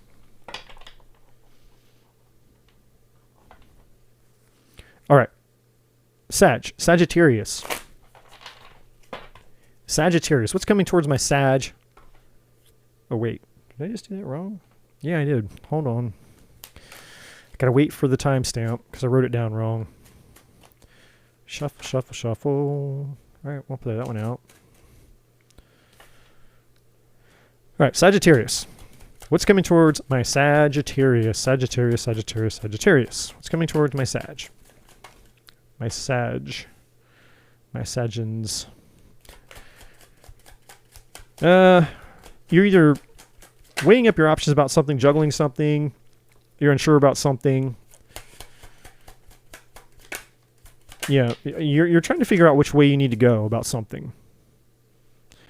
Do I stay or do I go? Da, da, da, da, da, da. Yeah, so we have two. There's a part of you that wants to leave something, Six of Swords. There's a part of you that wants to stay, meaning take action or something. So you can see how the King of Swords is facing this way, and the Six of Swords is wanting to go that way. That's the Two of Pentacles. And you're not doing anything right now because you're in the Four of Pentacles. You're sitting in your comfort zone. Or maybe you're still holding on to something. Or you're just, sitting in your comfort zone. I think you're sitting in your comfort zone because you don't know what to do. Could be about something to do with the past. Could be tied to children, but I think it's something to do with your past. You have somebody on your mind. A past person on your mind. Potentially. Nine of Swords, yeah, you really have somebody on your mind. Okay, this is like a keep you up at night, stress the F out, overthinking. This is really, really eating away at you. You're overthinking. That's all this is. This is an extreme level of overthinking here. And we have Justice, and that might be why you're overthinking it. Okay, so either you did something bad or somebody else did something bad, and the thought of having to deal with the truth, or the thought of having to deal with the karma, or the thought of having to deal with the cause and effect, which is going to happen no matter what. That's what Justice is here to say. Like, look, you're going to have to deal with it one way or the other. You're going to have to face the judge. You're going to have to face the karma one way or the other. It's just, that the way that the divine, allows that to work out is one of two ways.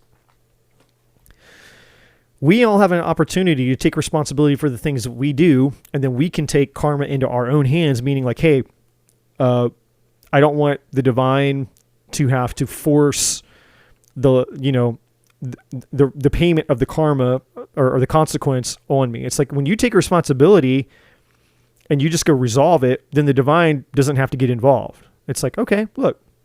And that's always the less painful option, right? It's like, when you break something in the house, it's best for you to just go find your parent and just own up to it instead of lying about it. And then, they have to find out the hard way that it was you, and you said you didn't do it, right? Your parents say, did you do this? Did you break this? And you said, no, I didn't do it. And then they find out that you actually did. Then obviously, in most cases, the punishment is worse when you lie to somebody than if you'd have just owned up to it and go in there and say, hey, Mom, Dad, I broke the thing. I'm so sorry, but I just wanted to come to you and tell you that I broke the thing, right? And so when people are honest and you're real, that elicits compassion in most cases. Doesn't mean that the person may not be upset or hurt by whatever was done, but there's something about the human spirit that responds positively to truth and honesty, right? When there's a sense of remorse for a wrongdoing, it's just part of the human nature, part of the human soul, to be empathetic towards somebody who's like, hey, I did something wrong. I'm sorry. I took responsibility for it. I own it, right? And you're being given an opportunity to do this, right?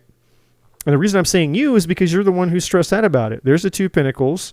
Here's you trying to figure out what to do about it. Here's you not doing anything about it. Here's you overthinking about the thing that you did in the past. That these two cards, this is the past thing that you actually did or whatever happened. And here's you overthinking about it because you're worried about this. You're worried about the karma. And at the bottom of the deck, we have the Wheel of Fortune, which is timing, divine timing. So basically, the clock's kind of ticking here, right? And it's up to you. It's in your hands, right? For now. For now, it's in your hands, but not for forever. Okay.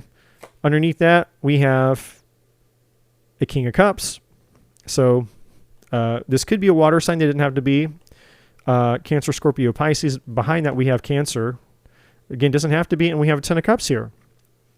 So whoever this is somebody that you definitely have a lot of emotions for you, or you have a lot of emotions for them. They probably have a lot of emotions for you. Yeah, this was destiny. It was fate. This is somebody that for you, I can understand why you're all torn up about this. Because, you know, this person could have been the one that got away. And now maybe you're realizing, well, shit, this might have been the person, this might have been the one that got away. And I don't want them to be the one that got away. Because now I'm having a realization that they're this, my Ten of Cups. Now, I don't know what happened. You know, this isn't like a full reading, like getting into all the things of the past or whatever, but something happened between you and whoever this King of Cups is. Again, doesn't have to be a water sign, it could be. But whatever it is, it was something happened because justice is here. And justice doesn't show up when things are, you know, usually being handled correctly or when things are in balance. Justice comes out when things need to be addressed that typically aren't being fair or balanced or being truthful or being honest, right? So I'm not sure. But the clock is ticking. You have an opportunity to do something. And what will you do? If I were you, I would just do the thing. It's literally almost the same message that I just gave to Scorpio. It's like, or wait, was it Scorpio? No, it wasn't Scorpio. It might have been Libra, not Scorpio. It might have been Libra. I think it was Libra. I don't know why I said Scorpio, because Scorpio is just before you. I told Libra the same thing. And ironically, Justice is Libra energy. So I don't know. Maybe you're dealing with the Libra. Maybe you two guys have something going on. I don't know. Maybe, I don't know. Very similar energy to Libra. Like, look, you won't know until you frickin' try. You have nothing to lose. Overthinking yourself to death is stupid. Just do it. Just go for it. What's the worst thing that's going to happen? Someone doesn't respond to you if you reach out to them. You're blocked, so they never got the text message, so you'll never hear from them. They tell you to go fuck yourself. Then, okay, well, you got your answer, and you move on with your life. Or, hey, they hear you out. They open the door to some other possibility, and who knows what could evolve or grow from that. Like, so, okay. Worst case scenario, you get no response from them. Or they tell you to go fuck yourself. Are you going to die? No. Is your life over? No. Is that it? You'll never find love again? No. Just, all right. You have clarity. You have closure. You know how they feel. You tried. You get to go move on with your life. And then life goes on.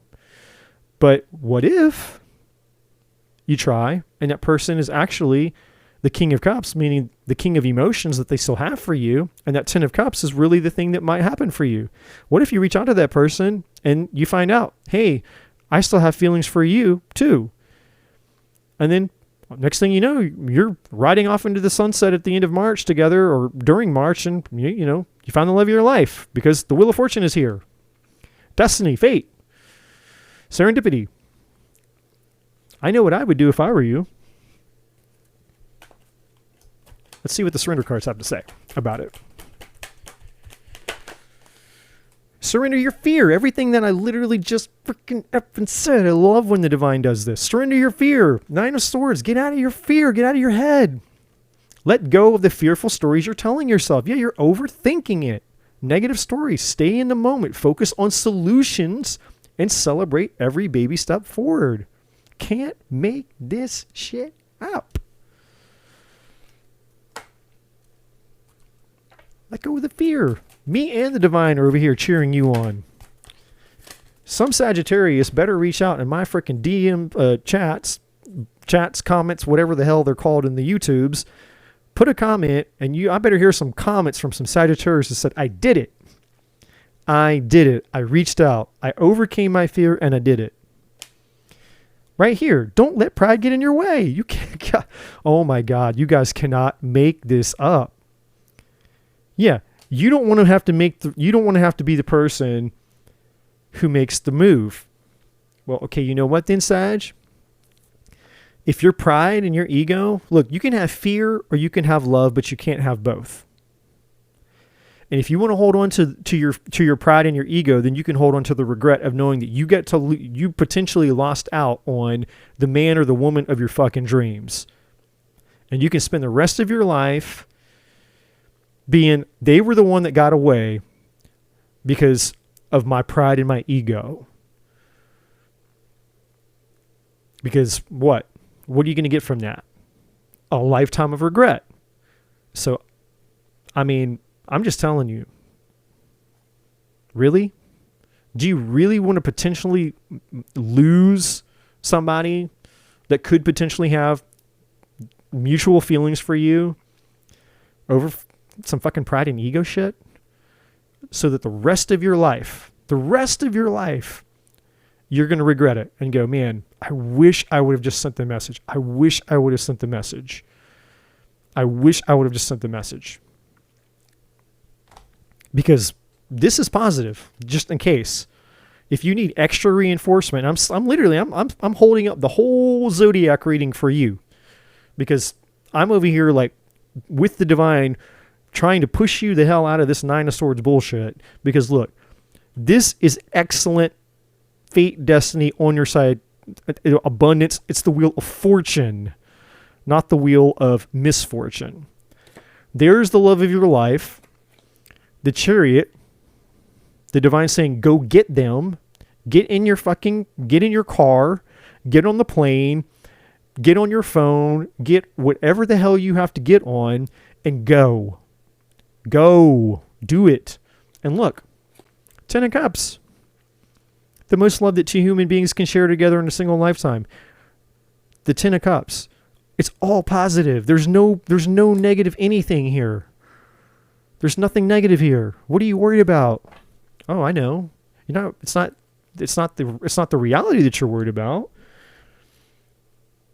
It's all the what ifs, and it's your pride and your ego of not wanting to have to potentially be rejected. Like, look, man. The regret that you're going to experience the rest of your life if you don't reach out to this person is way worse than any rejection. And this person, they have freaking feelings for you, man.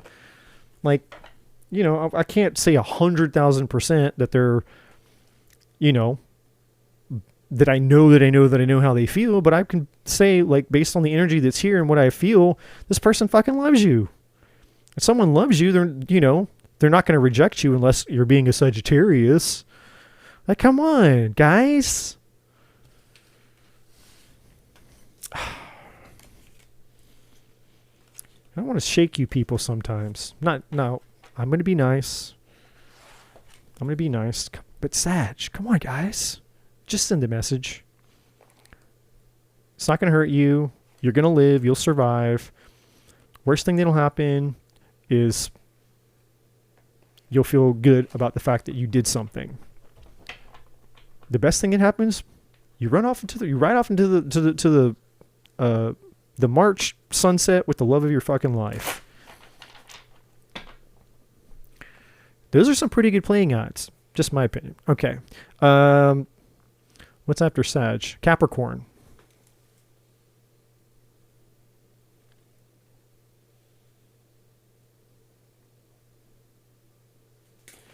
All right, my Capricornos.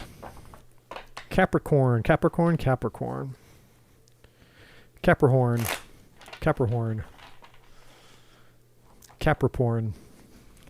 What? Don't just ignore me for right now. Just ignore me. What's coming up for the Capricorn porn stars? The Capricorn porn stars. That's what you guys are. Capricorn porn stars. What's coming up for them in March? Capricorn. Ooh, 3 of Cups in reverse. All right, well, let's see what else we got going on here. So either you're done with the partying or the partying's done with you. It's one or the other. Or maybe you're having... Oh, gee, no, that's way too many. Stop it. Maybe you had a big falling out with some friends or a community of people. Maybe you feel ejected, you feel excommunicated, or maybe you just feel like you're done. You're done with certain people in your life. Or maybe you're just really, really, really, really, really lacking excitement. Nope. Okay, Ace of Cups in reverse. Okay, yeah. Something that you thought, something that looked very, very promising to you turned out to be a dud. In a really, really bad way. I mean, this is like when you're, I don't know, you go, you go out somewhere and you get something to eat, and then you find like a roach, like a dead bug, like in your food. Like, this is what this is. It's one of those things. You know, you're biting your hamburger and you're like, what the hell was that? And you look in and it's like a dead bug, or like something gross, you know, some disgusting thing is in your food. That's what this is like. So this thing, whoever this person is, yeah, this came out sideways. So this could be a third-party situation.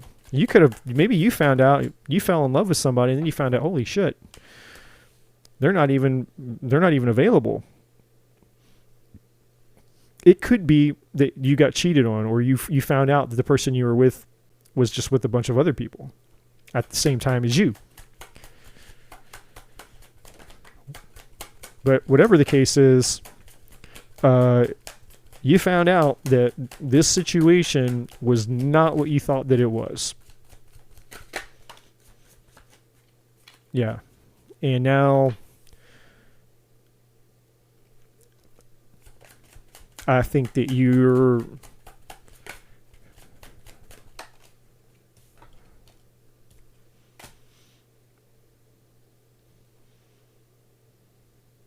okay. Now I'm really confused here.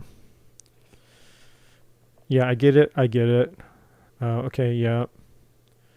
Letting go. Okay, so this is really clear. So Capricorn, you're holding on to something that you already know the truth.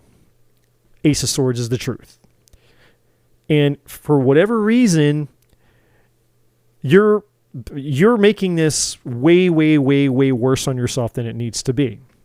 Right? So it literally, everything that I just said to Sagittarius, apparently I'm going to have to repeat myself and say it to you. It's very similar. But for slightly different reason. Okay? Slightly different situation. 3 of Cups in reverse, Ace of Cups in reverse. You found out that, okay, you thought this emotional attachment, this person that you had feelings for, was something legit. You found out that it's not. In fact, you may have found out that there were a lot of other people involved. You know, this person was putting it, you know, sticking it wherever, anything that would open the legs, we were sticking it, right? Or jumping on anything that had a pole that was available for jumping on. If you catch my drift, it can go both ways. And so here you are holding on to something that you already knew the truth. So now you're perpetuating your own pain at this point. Because of what? What are you holding on to when you already know? You're holding on to the fantasy. You're trying to hold on to your pride. You're trying to hold on to, you know, try to save face. Like you're trying to hold on. Like, what are you trying to hold on here? Well, the bottom of the deck, we have the 9 of Cups. This is what you thought that it was. You thought this person was your end all be all. The Lovers. There you are. You thought that this was you. You know, Dirty Dancing, time of my life. Patrick Swayze is going to catch me and thrust me into the air. You know, this is Gemini energy, by the way. 2 of Wands. You weren't the only person in the mix here, obviously. Judgment. Essentially, this is the truth, basically. This is the wake-up call, basically, to you. This is the divine saying, hey, do you get it? Do you understand now? And the 9 of Pentacles is obviously, you know, you thought this person was single, or at least they were just like single in terms of like you were the only person that they were dealing with. And now the Six of Swords here is about you needing to move on, let it go. But, you know, you still have this emotion attached to this person. And you're sitting here wondering why. And the divine is saying, you know the truth. The truth has come to light. The divine has done its part. The divine has saved you. The divine has rescued you. The divine has shown the light of truth onto your situation in regards to this person. And you know the truth. You see it, you embrace it, you feel it, you know it. So if you want to hold on to it, even though it's like, why are you going to hold on to a piece of shit? What are you going to get from it? It's just a piece of shit. Why are you going to hold on to it? I don't know. You can hold on to it if you want, but holding on to it isn't going to turn it into the thing that you thought that it was. And so essentially you're holding on to a fantasy. It's like the fantasy bubble got popped. And it's like, oh shit, I was falling in love with something that wasn't even real. It's like, yeah. And that's hard. It's a hard lesson to learn. And I've been there because I've done the same thing before. And it's not fun. But that's essentially what's happened here for you, Capricorn. And what the divine wants you to do is to set yourself free by embracing the truth and let go of the fantasy, because there's nothing to hold on to. Because it wasn't even real to begin with. The thing that you thought you had wasn't even real to begin with.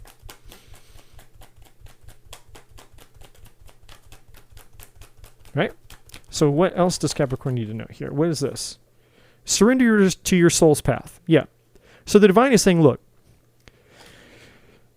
you need to get back on, you need to find your way back to you. You need to get back on your mission in life, your call, your purpose, right? You need to get out of the BS, the drama, and the bullshit in life, and get on your path. And when you get on your path and you're calling your destiny, everything that you're wanting is there. The job, the man, the woman, the house, the money, everything is waiting for you. But the longer you sit and you're just out here doing like in the wastelands, nothing's going to happen because you're not on your path. You're not even going in the direction that you need to be going in life. This card's saying, get on your path, get back on, start moving back in the direction that you need to go. Where the abundance is, where the love is, where the money is, where the wealth is, the health, all the good things, right? Well, let me read the card. I forgot to read the card. The card says, your life's journey has been perfectly designed for your soul's growth. Embrace every lesson in every moment. So yeah, you learned a lesson here, but it's for your higher good. You learned that, sometimes we create fantasies and we want the fantasy so bad that, once the bubble, the fantasy bubble bursts and we realize like, holy shit, it was a fantasy. It's like we still want to hold on to it because we believed in it that much. A personal issue reaches resolution. So I feel that this was the confirmation that you need, Capricorn.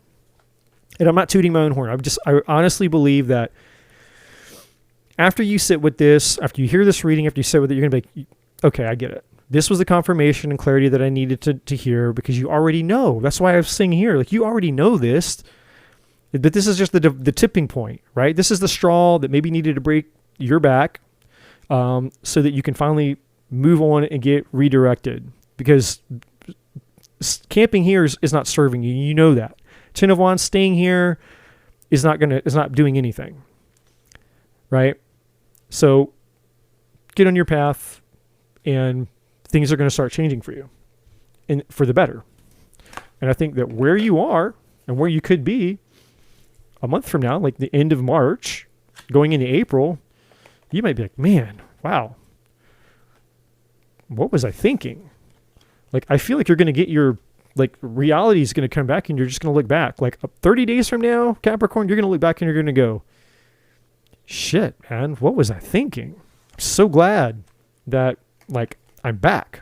So glad that, I got out of that. And you're going to feel so much lighter and so much better and so much happier. Okay. Aquarius.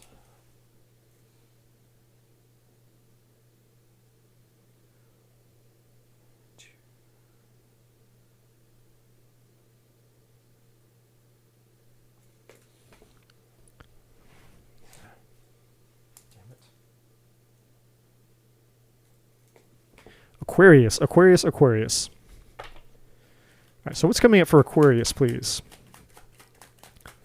What is coming up for Aquarius?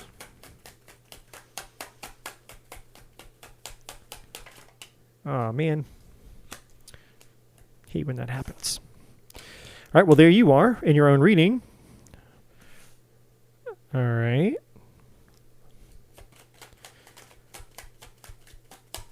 So you're doing you. All right. So we get the Knight of Pentacles here. You're focused on work. You're just keeping up with your daily routine, just the everyday life shit. You're moving forward. Like you're feeling there's something here that there's progress being made, or swift change, swift action. There's some type of progress here, though. We have the Six of Cups in reverse. So this is something like you're leaving the past behind. There's something you're focusing on yourself right now, and I feel like there's something that you're passionate about, like you're focused on. I don't know what it is, like a project, or there's a goal. There's something that you're like, hey, I know what I want now. Like I've got some clarity. I'm focused on something. You're letting something go from the past, and you're focused on something else. You could be focused on money here. Your finances here with the with the Knight of Pentacles and the Four of Pentacles. These two are showing me you might be focused on financial, your financial resources and all that kind of stuff. And then the Eight of Wands could be related to that, but I think it's something else. And then we have the Tower and the Death card. Yeah, something happened that ended for sure. Something major happened with the Tower. This is double Scorpio energy. Just for those who like to know that stuff. Maybe you were dealing with a Scorpio, maybe you weren't. I don't know. But something major happened, and something came to an end. Now, what I am going to tell you, and there you are at the bottom of the deck. What I am going to tell you is that there's somebody attached to you from your past. So you're moving forward. You're like, hey, this is like Roadrunner. This is like, I'm getting the hell out of here. Like, whatever this thing is for you, you're not confused whatsoever about how you feel about that. You're not focused on that anymore. Your energy is going in the complete opposite direction. See, this is facing down. Those wands are facing up.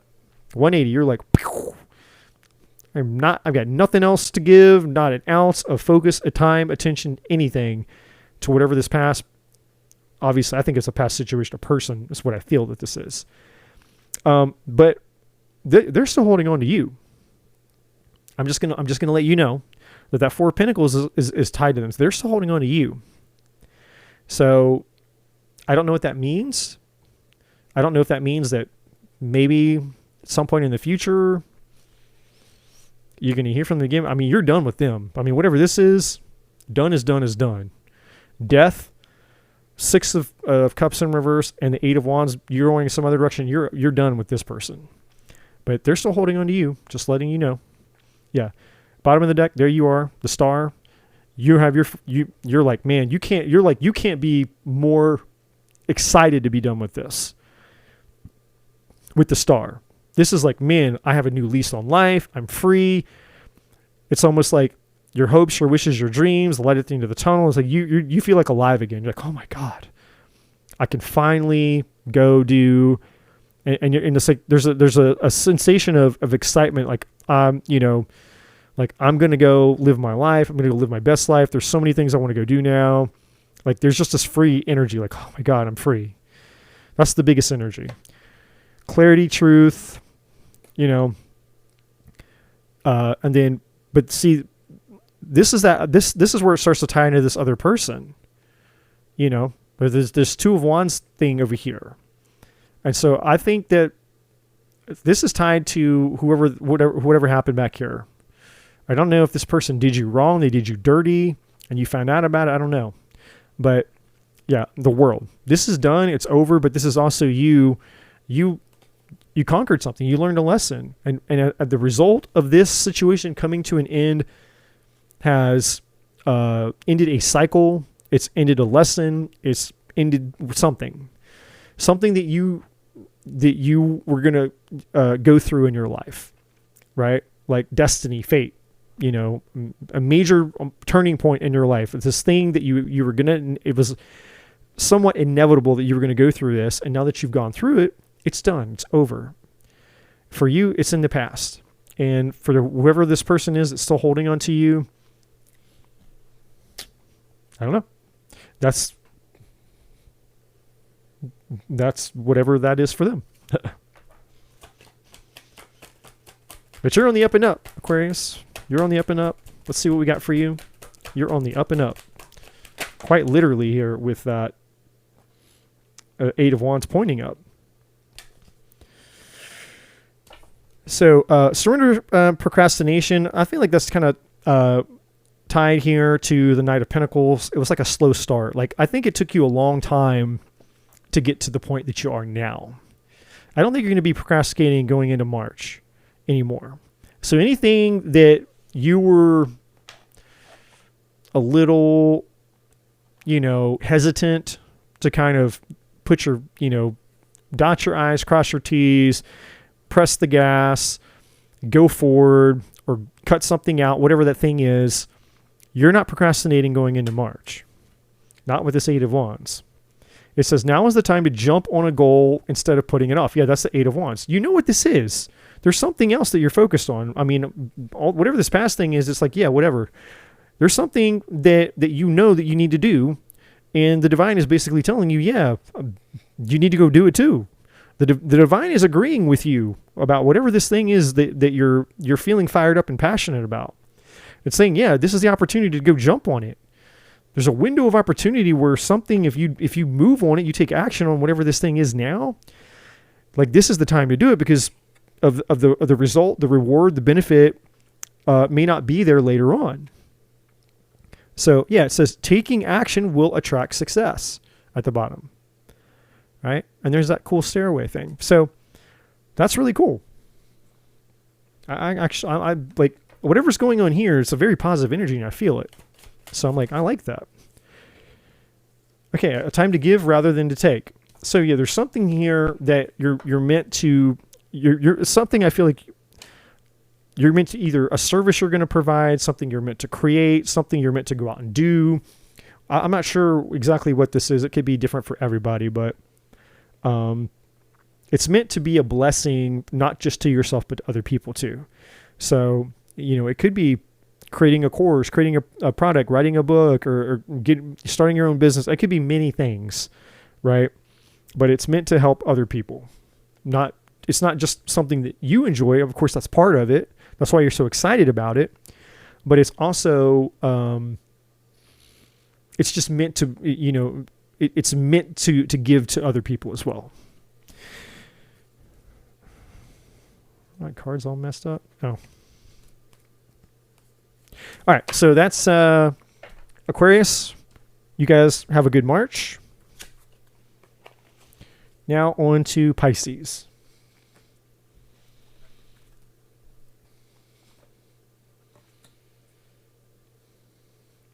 The mystical and magical Pisceans. The gods and goddesses of Atlantis.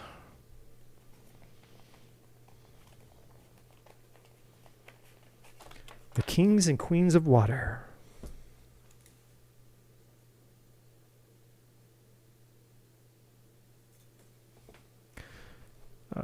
Two.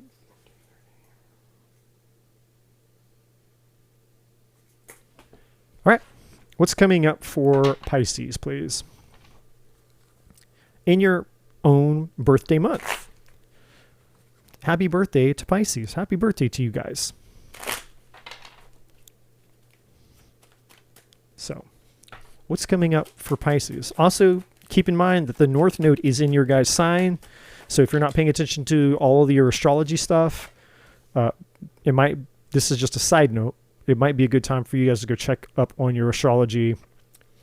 You know, get on the latest, greatest, the hottest astrology app, put your information in, let it do all the calculating for you, and just read up and see what's going on for you with all the happenings of all the things.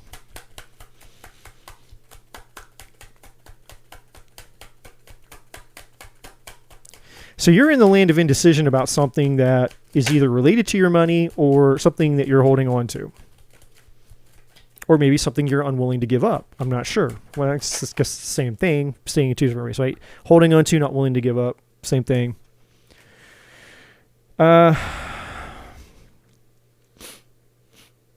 It's definitely something that's ran its course. Like you're definitely not happy. So this is interesting to me. The Four of Cups is you're very dissatisfied. You're very unhappy with you're very unfulfilled with life right now. You maybe feel like you're missing out on life. You feel maybe bored, or you may be feeling kind of just down and depressed. Like you're definitely in your head a little bit though about something, for sure. Or you could be in denial. There may be a decision that you're putting off in regards to love or money, or in regards to both, or maybe neither one of you. It's weird, man. Let me get more cards, because this is almost like a Nine of Swords energy. Like on one side, it's like, man, when it comes to love and romance, that part of my life sucks. When it comes to my money, that part of my life sucks. And so, I know it's the Two of Swords, but there's a Nine of Swords type of energy attached to it, even though it's not on the Nine of Swords isn't on the table. I'm not saying that's all that's here. I'm just, I'm just reading the energy as it's coming to me.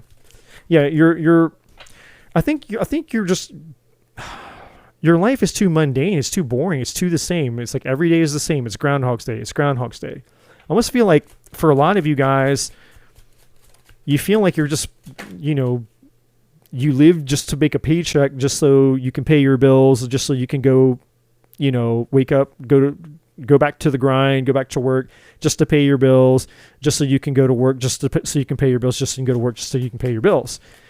Like there's no passion here. Okay, well now we had the Eight of Swords, so I was close. I said I felt the Nine of Swords energy there, and now we're in the Eight of Swords, so we're getting close there. Yeah,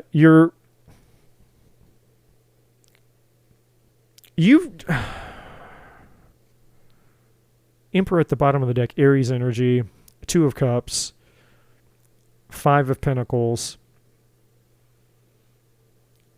Queen of Wands, Ten of Cups, King of Pentacles, Queen of Cups. Oh, okay. Got it.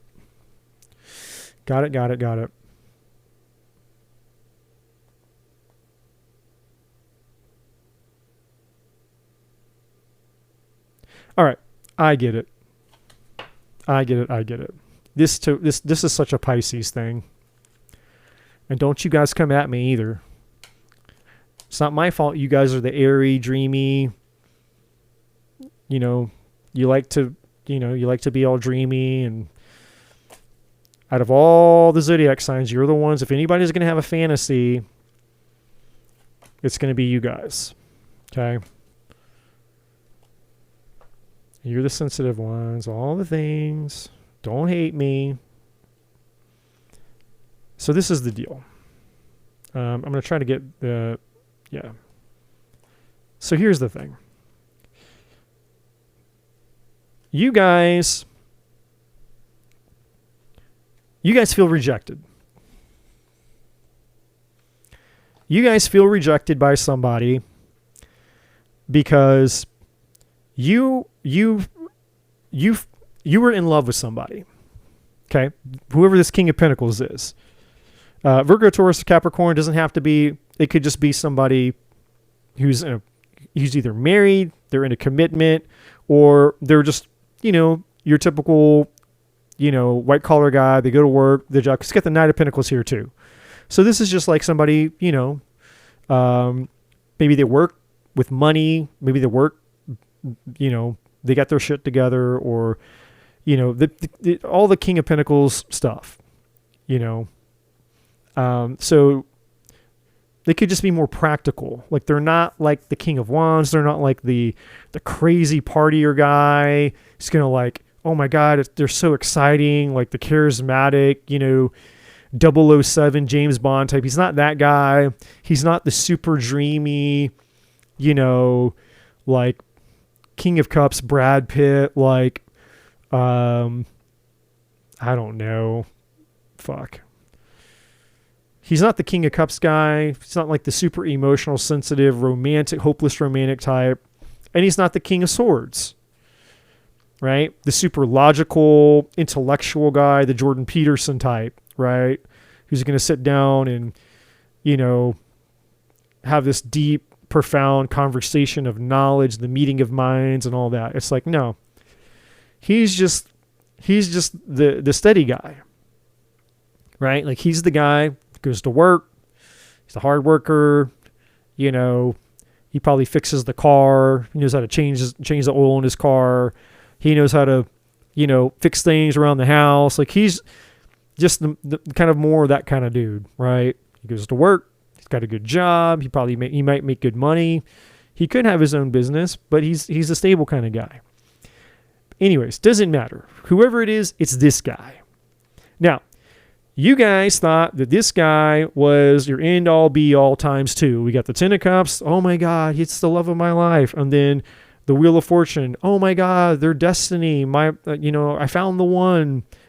You know, that's what you thought with the Wheel of Fortune.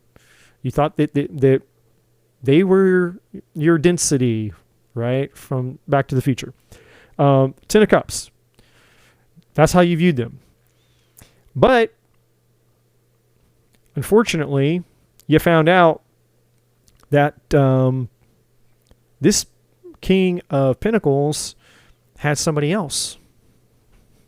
You weren't the only female that they were doing the thing with. This person, you know, they're into somebody else more than they're into you. I'm just keeping it real. There was probably a time when you were kind of, you know, their focus, the person that excited them, right? There was a period of time when you were the new exciting thing, but that got old. And we see that. The Four of Cups. So part of that energy is attached to you. Part of that energy is attached to them, as well as the Two of Swords there. And so you're still holding on to this person, but they're not holding on to you because they're not interested in you anymore. This dude here has had these other three empty cups, and he's got his eye. If you look at the card, yeah, you can see there's two cups down here on the ground that are empty, and he just finished the one in his hand. He's got one in his hand, and it's empty. But the one he's looking at's over here. The one that he's got in his hand that's empty, he don't care about this anymore. He's about to put that cup on the ground. He's about to get up and go walk over and get this one. Because you can see he's fixated on this one. And that's what's happened to you. You guys were just the next cup that he finished. So he's drank, he's had all of his fill of the cup that was in his hand. And so that's going to be the third cup. He's going to set that cup on the ground, and he's going to get up, and he's going to go over here to the new cup, the new shiny, flashy object, and that's the Queen of Wands. Because here you are with the Queen of Cups here, right? Pisces. So there you are, and here's the new hot one. So this guy left you. This is you feeling abandoned. And again, the Four of Cups is also you feeling rejected. Double rejection here. This dude has basically left you for somebody new. You're still holding on to them though, and you're in denial of it. You're in denial of the fact that this person rejected you. You're not willing to accept it, and so now you're over here feeling like a victim with the Eight of Swords. and it's affected your confidence. So, but this is where you're trying to act. This is what the way that you're acting out in public. Like you're trying to act like you're unfazed and you're unbothered, because that's what you do. You're a Pisces. Like, yeah, look at me. I'm hot and I'm sexy. I'm badass. I'm the whatever. You all go fuck yourselves. I'm the best one out here. That's how you're walking around out in public. But that's not what's really going on inside of you. Now, there's a second energy attached to this, which is that's how you viewed this man. You thought they were the shit. The Nine of Pentacles. You thought they had all the things. They were the end all be all. They were my Ten of Cups. They were my destiny. They were all the things.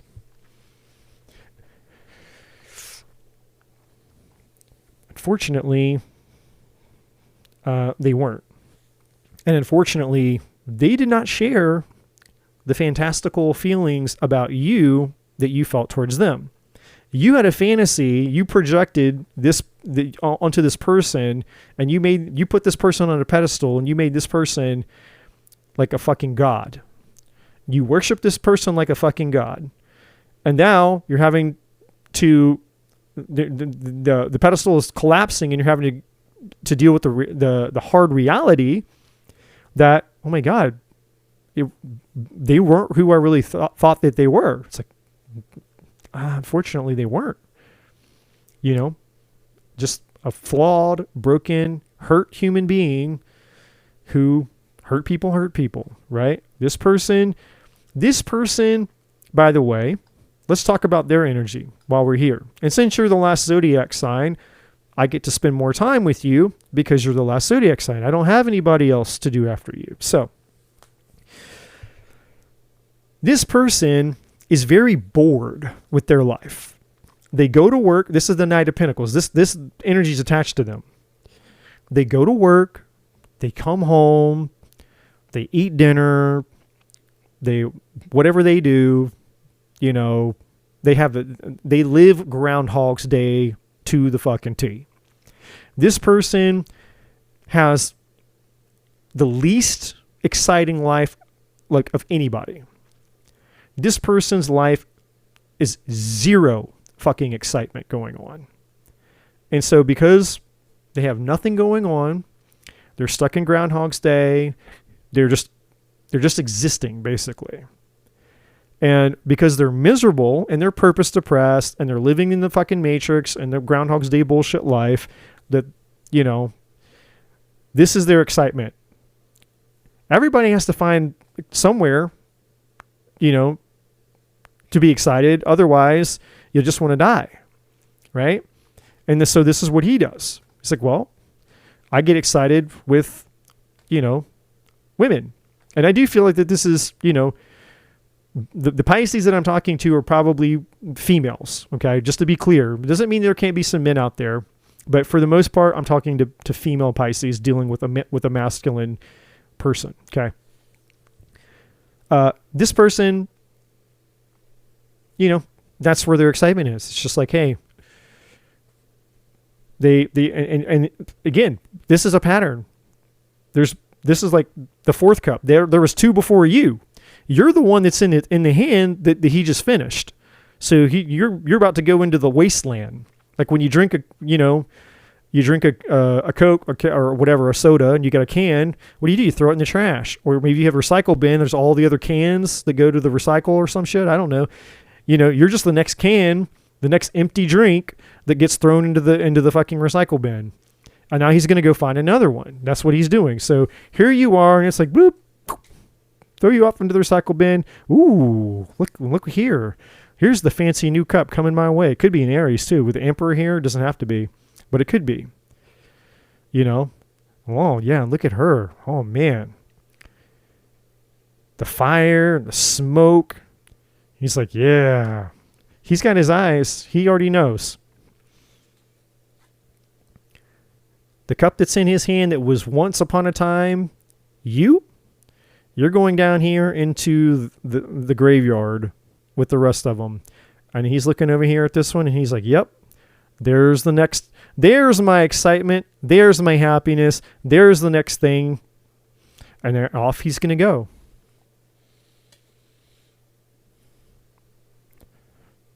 And this person, by the way, just so you know, because, sometimes we need somebody to tell us the thing that we refuse, we're in denial of. Because Pisces, I hate to be the person to burst the bubble, but I'm going to be the person to burst the bubble because the bubble needs to be burst. You're holding on to something that was never fucking real. It was a fantasy. You turn a very hurt person into a god, and then you worship them like a god. And then when you found out that they were neither, that they were just a very, very hurt person who is an opportunist, just they don't even fucking like their own fucking life.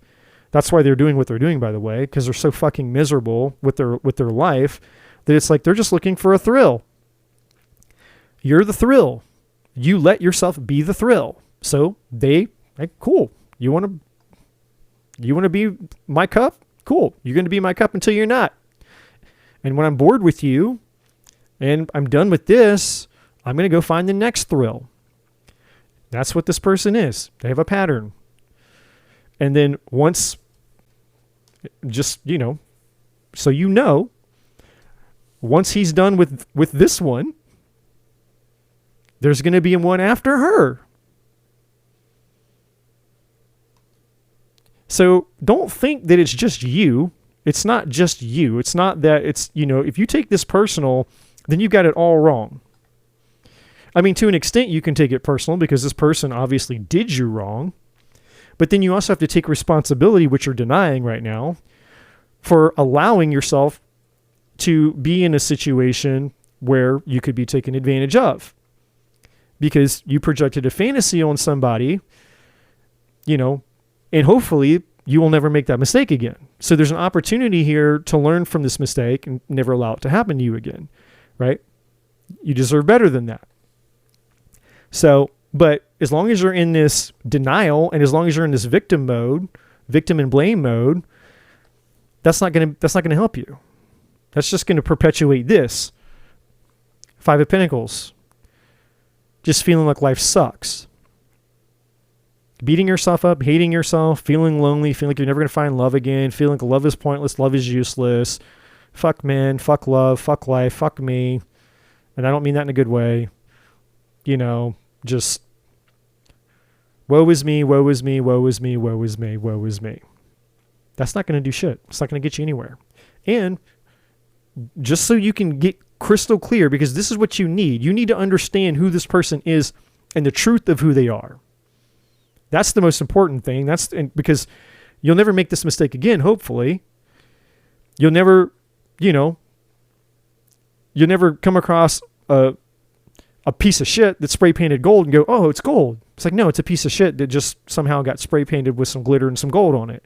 All that glitters isn't gold. It's actually a piece of shit. And if you just got close enough and you took a good whiff, you would have noticed from spending any amount of time with it that it was probably a piece of shit. Right?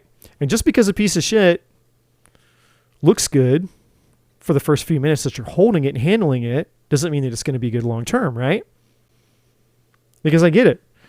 Obviously, when you were the cup that he was looking at, that was the new fancy flashy thing, and he was finished with whoever came before you, obviously he knew what to do when he showed up. He knew what to say. He knew how to act. He knew.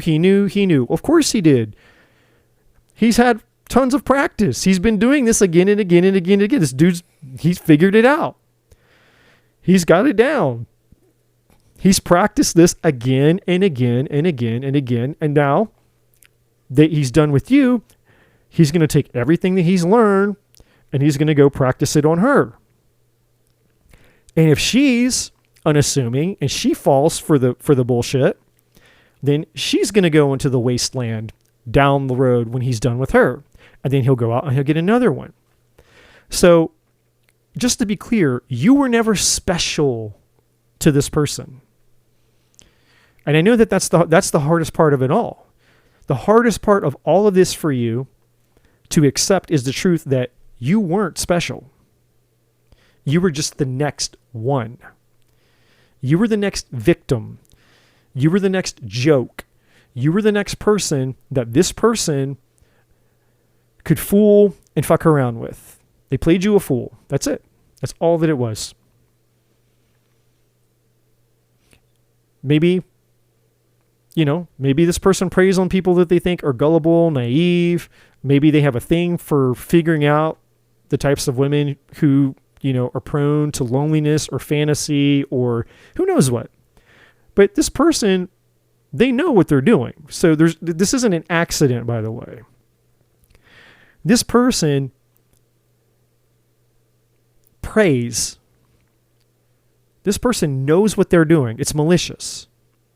There's no accident. When they manipulated you, it was intentional. All right? They're done with you. They're going to go manipulate this person. It's intentional. The only thing that this person here gives two shits about is who? Him. That's it. This dude is only out for one thing and one thing alone. Himself. He doesn't give two shits about you. He doesn't give two shits about her. And he doesn't give two shits about all the other cups in the wasteland that came before. I don't use the N word very often because it's just so overly used in modern culture. But this person is probably a narcissist. And I do not say that lightly, because narcissism is something that actually has to be diagnosed. It's not something that you can't get your feelings hurt and go, they're a narcissist. It's like, no, just because someone hurts your feelings or disappoints you or frustrates you doesn't make them a narcissist. Just because somebody cheats on you or breaks up with you doesn't make them a narcissist, right? Like, that term gets thrown around, but it's the malicious intent of this person. It's the malicious intent is why I say that. It's when somebody, it's like rapists and murderers. There's an intention. They prey upon certain people because they know that those are the people that they can get a result with. They don't choose people like murderers and rapists and narcissists. They don't choose people. They don't select people that they think are smarter than them, that they think are going to overtake them or overpower them or confront them or challenge them. They don't pick those types of people. They pick the people that they can control, that they have power over, that they can dominate, that they can manipulate. And they've just done it for so long, especially whoever the fuck this is. They've done it for so long that they've figured it out. They're smart enough to figure out that there's patterns. And so they just look for the right type of person, and they go through a vetting process where they probably hang out with them, get to know them a little bit, but they're collecting all this data and all this information about you to figure out if you're the type of person that they can manipulate. And of course they're going to get whatever they can from you while you're there or not, right? Because they're only there to take. There's no part of this person that's there to give. And if they do give, it's just part of the manipulation game. It's just a bait, right? It's just like, it's a tactic. It's like, I'm going to bait you, but it's actually a trap, right? It's putting cheese on the fucking trap. The cheese wasn't there to be generous to the mouse, because once the mouse steps on the trap, they're fucking dead. It's not generosity that if this person ever gave anything to you, it wasn't because of generosity. It's because they were setting a fucking trap. They only give a fuck about one thing, and it's them. And the reason why I keep saying it again and again and again and again is because it needs to break through your denial, because you're not accepting it. And the truth will only set you free until you accept the truth about this motherfucker right here. So you can live in denial, but you're also going to live in this. 5 of Cups, 5 of Pentacles. You're going to live there, and you're going to live in the 8 of Swords, and you're going to live in the invisible 9 of Swords, and you're going to stay stuck in a loveless shit existence here. That's what these two cards are. So here you are, because remember the 4 of Cups is you're part of that energy too. woe is me, my life sucks, woe is me, my life sucks. And here you are in woe is me, my life sucks. And then here you are, actually probably symptomizing in your actual physical body, woe is me, my life sucks. So when you're ready to get out of woe is me, my life sucks, you have to confront the truth. And the truth is, I was played, I was lied to, I was manipulated, and this motherfucker right here played me like a fiddle. And it's not just me. It's not just me that he played like a fiddle. There were ones before me, and there's going to be more after me, because he's not going to fucking stop. He's not going to stop. Just like when child molesters, they'll keep molesting children until they're caught and they go to jail. Rapists will keep raping until they're caught and they go to jail. Serial killers keep murdering and killing until they're caught and they're either killed or they go to jail. This person has a problem, and they're going to keep doing what they're doing until there's some type of major consequence. And that's not, we're not God. We can't, it's not up to us to determine what this person's fate's going to be. They will get karma. Everybody does. But that's besides the point, because we're not here to talk about him. Not really. We're here to talk about you. Of course, he's here. We have to talk about him because it's attached to you. But that's why we're having the conversation with you, is so that you can get unattached from him. And as long as you're holding on to this, the fantasy that you thought that this motherfucker was the 10 of Cups, when it's not, is the more prolonged your suffering is going to be. This fucker is not this. He wasn't when you met him. He wasn't now. He wasn't then. He'll never be. This was the fantasy. The 10 of Cups was the fantasy. But that's also the lesson.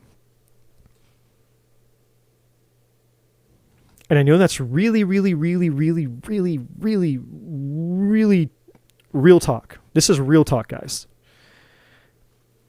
But I wouldn't spend this much time, and I wouldn't be this adamant in this direct with you if it wasn't for your highest good.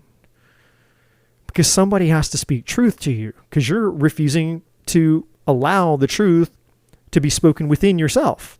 You're refusing to see the truth. You're in denial.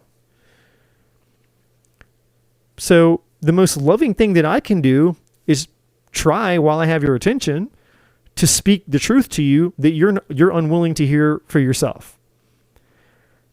So if the truth inside of you isn't getting to you, or isn't getting through to you, hopefully the divine speaking through me will get through to you, because you're holding on, Four of Pentacles, to essentially the most toxic piece of shit that you've probably ever encountered.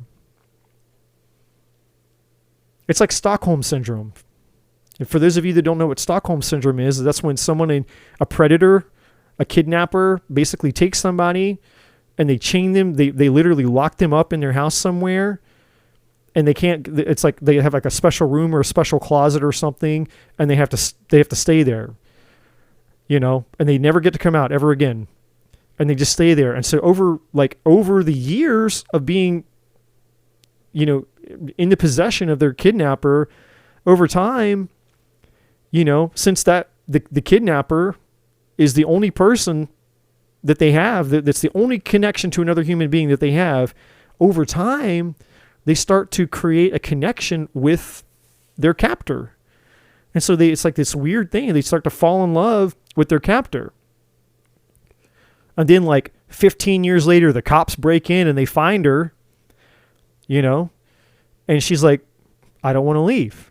It's like, but wait, he kidnapped you 15 years ago. Don't you remember? She's like, yeah, but I love him now.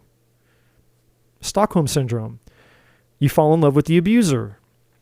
That's what's going on here. It's a little bit of that. It's not complete Stockholm Syndrome, but that's what the 10 of Cups is. It's like you're in denial of the fact that you were abused, and you have fallen in love with your captor. You've fallen in love with your abuser. Except the difference between you and the Stockholm Syndrome kidnapper is they actually, were obsessed with the person that they kidnapped, and it's like they want that. They want to, if it's an obsession. So I got the person, they're never going to leave. But at least the captor is still obsessed with the person. This person isn't obsessed with you. That's the difference. The difference is this person is throwing you out like yesterday's garbage, and they're off to the next person. There might be a sick, twisted part of you that's like, man, I wish they were still obsessed with me, because then you'd be in the Stockholm syndrome. It's like, ooh, great. You know, this manipulative narcissist piece of shit, that my abuser is obsessed with me. Yay! It's like, no, they're not. They don't even have that for you. You're just trash. It's like, oh, well, that was fun. Yeah, eating a candy bar, that was good, and you throw the wrapper out the window. That's it. Here you are, Pisces. Well, out the window. Woo. Wrapper out the window. Ooh, I know what I want. I want this. I want some Skittles now. We had the Snickers bar. Let's go get some Skittles. And you eat the Skittles, and he's going to throw her out the window too.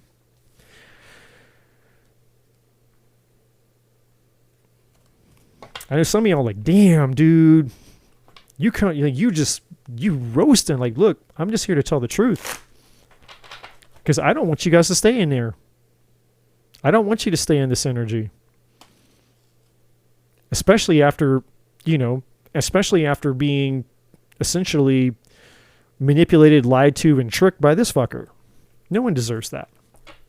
So you can hate me for being the messenger all day long, but my intention is I'm here for you. I'm on your side. I want you to be happy.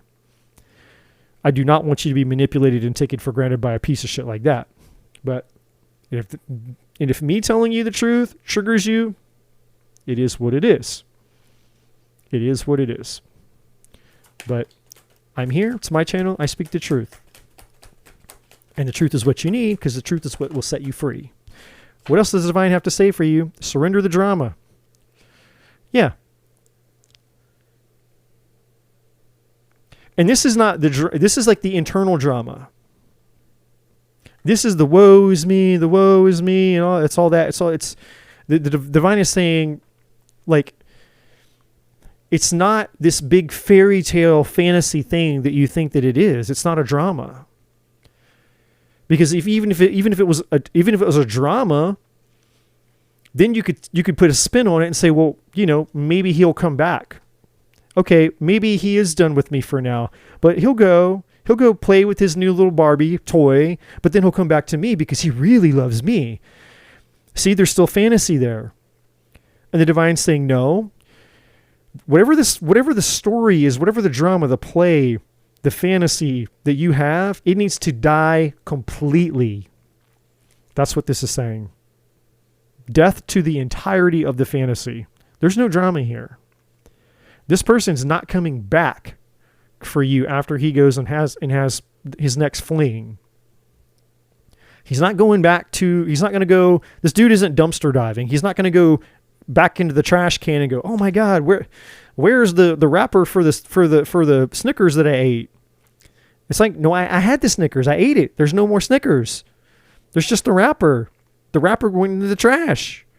He's not going to go, this person's not coming back in the trash looking for you and dig you out of the trash and go, okay, I found you. Like, no, he's not coming back to the trash. And I'm not calling you trash. I'm just using an extreme metaphor of saying he's done, meaning he's done.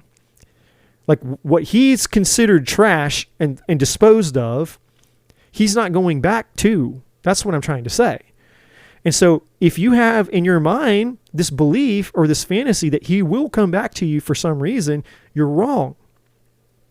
That's what I'm saying. And that's what this card is saying. Now I'm going to read what the card actually says in terms of the words. No matter how emotionally charged the situation, remain calm and don't contribute to the drama. Staying centered will help resolve the issue more quickly. So yeah, whatever's left between you and this person, the more emotion that you give to this person, it's like the more that you feed the narcissist inside of them.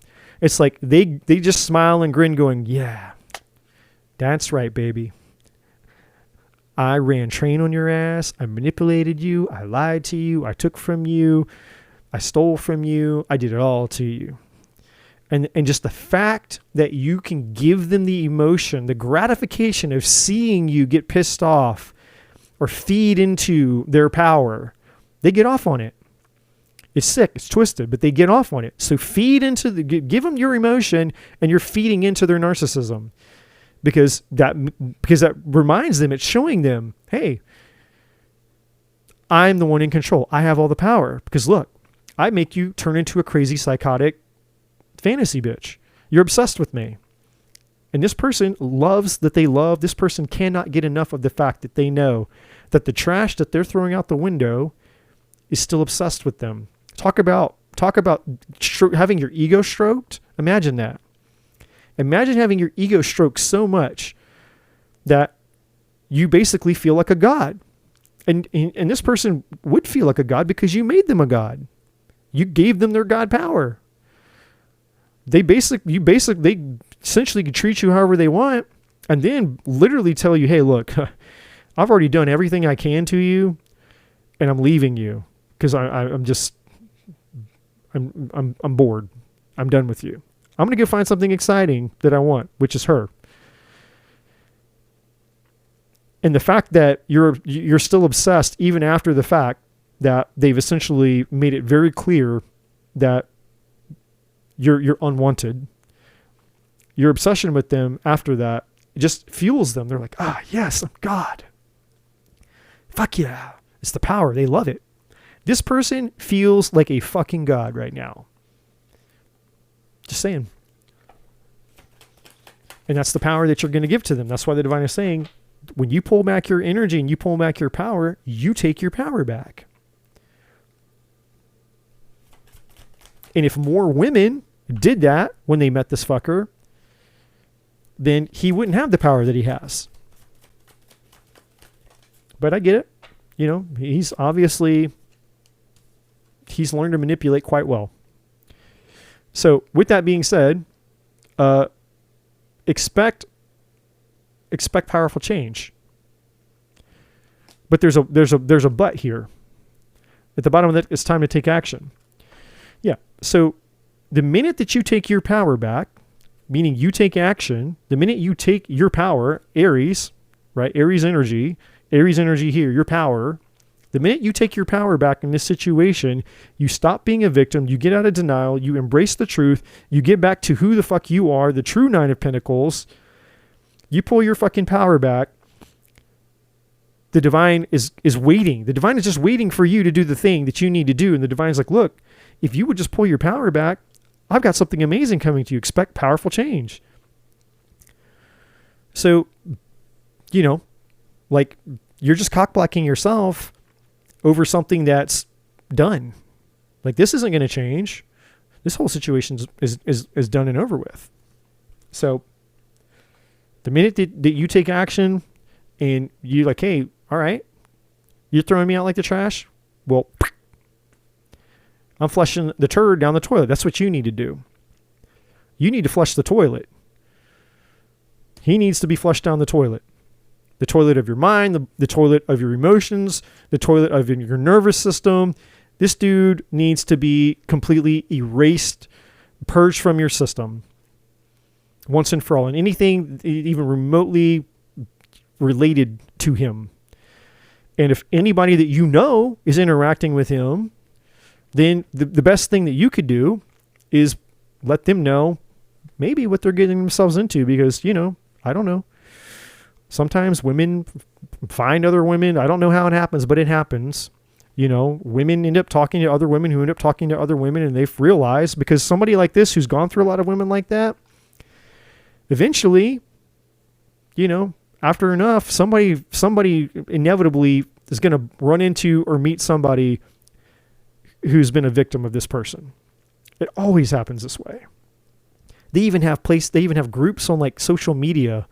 Whatever city that you live in, there's usually like a group that you can go into. It's a private group where essentially it's like, hey, a bunch of people going in basically saying, hey, who's cheating on who? And so then, when a woman gets cheated on, They join the group and they go and they find out, hey, is everyone's, are we all dating the same guy? If this guy's a player, then a lot of the women in that same town or that same city in a private group, they can be like, hey, this dude's name shows up. And he's like, wait, I'm talking to him too. And she's like, well, I'm talking to him. And then another one's like, I'm talking to him. Like, I feel like he'd be in one of those groups. But anyway, I could go on about this. I just, I hate so bad being, fucked over, because I've been fucked over before more than once. And I hate people like that, man. Like, and it's not like hate. It's not like a, I want to go hurt them or harm them, but I hate the behavior. I hate that people can be like that. That's what I'm saying. Hurt people. And it just sucks when you're the victim. It sucks when you're the one who gets tricked, who gets betrayed, because I've been there. So that's why I spent all this time. That's why I'm so wrought up about it. I hope that you guys make the right decision. I hope that I've persuaded you at the end of this long reading. I hope that I've persuaded you that there's something better for you, and that this fantasy, this lie that you were involved in, it sucks. It is what it is. But hey, flush the toilet and move on with your life. That's the best thing for you. So hopefully that's made sense. And again, I'm not trying to be harsh with you guys. I know you Pisces are sensitive types. I get super intense in my reading sometimes, but I just have to be honest with you. I have to tell you the truth. Okay. And I'm telling you that because I actually genuinely care. I don't want you to get hurt. And if I could warn whoever this person is, if I could warn her, I would warn her too. Like, no. But, sometimes these people come into our lives to teach us a lesson, to make us stronger, so we don't have to go through that ever again. If you can just learn it the one time and you can get it and you can grow from it, you'll never go through it again. So learn the lesson, grow, evolve, become a better person as a result of this. Don't let it become who you are. That's the last thing, because then you've ultimately given your power away to that person. And they'll forever, for the rest of their life, they'll know, yeah, I took everything from them and they still thought I was the God. It's like, this person does not deserve one morsel of respect, honor, or love, or dignity from you. They just don't. You need to give that to yourself. Maybe that's the real issue. Maybe the real issue is it's just time for you to stop treating yourself like a piece of shit, and then you won't accept being treated like a piece of shit. Maybe it's time for you to really, really, really love you and accept you and honor you and believe in you and treat yourself the way you really deserve to be treated. And as you grow in your confidence in who you really are, and you get into the realness of who you are, your true self, then you're going to attract somebody who's going to worship your soul, but in a healthy way. And there will be no fantasy. Right? So anyways, hopefully all this made sense. And happy birthday. I know it's kind of, maybe try to have a happy birthday. I know this is not necessarily like happy birthday stuff, but anyway, I'll see you guys on the next one. Hey guys, thank you so much for checking out this video. If you haven't already, please like, share, subscribe to the channel. All the other information is in the description box below. And as always, my friends, I'm not a bloody psychic.